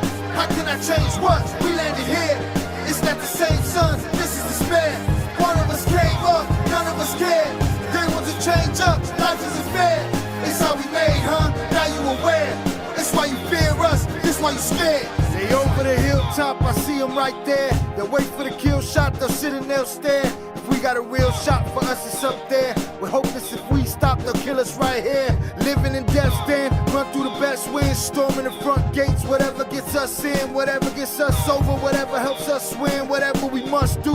Rescuing our kids, as long as they get through it, don't matter if we live. God chose to bless you, I'll take all that death gives. I'm into this war ends, in memory of dead friends. Hope of a new way when all of this death ends. Who can we call on? It's me and it's all y'all. We're here by our lonesome, nobody to fall on. Flesh in the dirt, fire to ashes. Fate getting closer every moment that passes. Running away, no one is there, no one to save us, nothing to spare. How can I change what? We landed here. It's not the same sun, this is despair. One of us came up, none of us cared. They want to change up, life isn't fair. It's how we made, huh? Now you aware. It's why you fear us, this why you scared. Show me a safe place, does it exist? It must be a wasteland where nobody lives, that nobody knows of, where nobody's been. Where we at is warfare, every kind you can get. What you can't get is real love or fucking respect. Set up for failure, a life of neglect. If none of us stand up, we'll live with regrets. If we rise, we might die, I call that a good death. What would I live for if I am oppressed? How can I raise up with the world on my chest? Who's gonna save us if you and I rest? They shoot us in cold blood when under arrest. Lock us in cold cells, consider it home now. Cut off from emotion, our feelings are stone now. Our buildings are blown out, the madness is so loud. It's dark and there's no sound, we gotta go now. Running away, no one is there, no one to save us, nothing to spare. How can I change what? We landed here. It's not the same sun, this is despair. One of us came up, none of us cared. They want to change up, life isn't fair. It's how we made, huh? Now you aware. It's why you fear us, this why you scared. The illness is prevalent, natives malevolent. Hunger, starvation now, no hope for a heaven sent. Kiss the babies goodbye, say I love you to wives. Grab your weapons, get your steps in, we gon' ride when it rise. The sun mean what when it's blinding your eyes? Put the wind to your back, leave them facing the sky. Put the pain in the dirt, raise your bloody fist high. Use your brain, do the work, strategize and survive. The rush of the dust up, the thrill of the gun buzz. The satisfaction of our reaction when there's no one to help us. The spoils of war, the hunger for more. The passion of how we smash what we hate through the floor. The rage, the loneliness of dead on the page. To cleanse this land, gotta burn more than just sage. Crush the cage, body and soul unafraid. Kill them all and set them ablaze. No running away, no one is there, no one to save us, nothing to spare. How can I change what? We landed here. It's not the same sun, this is despair. One of us came up, none of us cared. They want to change up, life isn't fair. It's how we made, huh? Now you aware. It's why you fear us, this why you scared.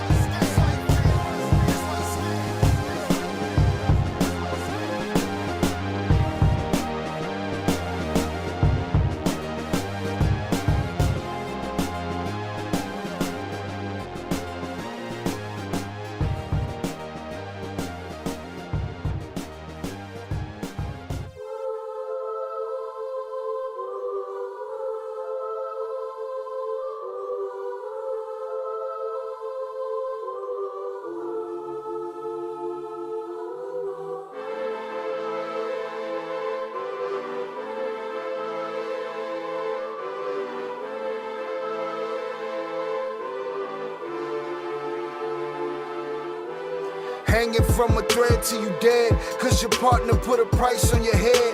Cause your chick was laying up in his bed, she getting details, spilling every word that you said. She working retail, thirsty bitch just trying to get ahead. If history tell us anything, y'all both end up dead. It's just a street tale of fable, some shit someone said. Sit at the table and hope there's more to offer than bread. Pulled out the cradle. First steps, you getting chased by a fed. No head starts, just body parts and lead sparks. Old religion, brand new hate and weak hearts. Oligarchs, krakens, dragons, you see sharks. Imagine you could manage to maneuver the deep parts. You a savage, you could have it, just show how your teeth sharp. If you could grab it, you could stab it, just aim for the bleeding heart. The ones that show compassion, the soldier that seeks art. Does the artist that wage war take over or take part? Taking a knee, thinking no one faithful is me. I'm good people in bad lands, no evil live within me. I mind mine, I'll survive, find this lands for the free. If I'm mistaken, I'm forsaken, no one rescuing me. Residual effects, stray bullets through familiar necks. For any number of infractions that I deem disrespect. Your beliefs, you deserve better, but we both in the shit. You just haven't come to grips with it yet. Fight or flight, and they ain't really nowhere to go. If your back is against the wall and you ain't throwing no blows, you gon' crumble in the rubble, become blood in the snow. If you a victim, they collect them, grab the body and go. Dig them and ditch them, total disregard for the soul. Gas them and lit them, watch the flesh burn in the glow. Where we live and catch a shivering, it's a hell you don't know. Your best hope is that your dying ain't slow, or your dying's a show. Where we at, it's every man for his own. A bloody backdrop, where killers just zone and slice flesh to the bone. Masked and gloved up front of your home. A flash of gun, but the side of your dome. Fresh blood from a stone, dents in your sense. Kick your fucking ball through the fence, dare you to say something. No sense in sitting around in suspense. Find out what's next, open your fucking mouth, disrespect. See the extent of how my life is intense. She beautiful and oppressed in a permanent summer dress. She a servant and still she blessed. Children cradled against her breast, whispering prayers, wishing their souls the best, knowing that they forgotten, not forgetting they're blessed. The bloodiest red lights, just piles of dead life. Something must be broken, the glyphs wasn't read right. You think them Bible papers was shed light? Yeah, right. Burn after reading, tell the preacher I'm leaving.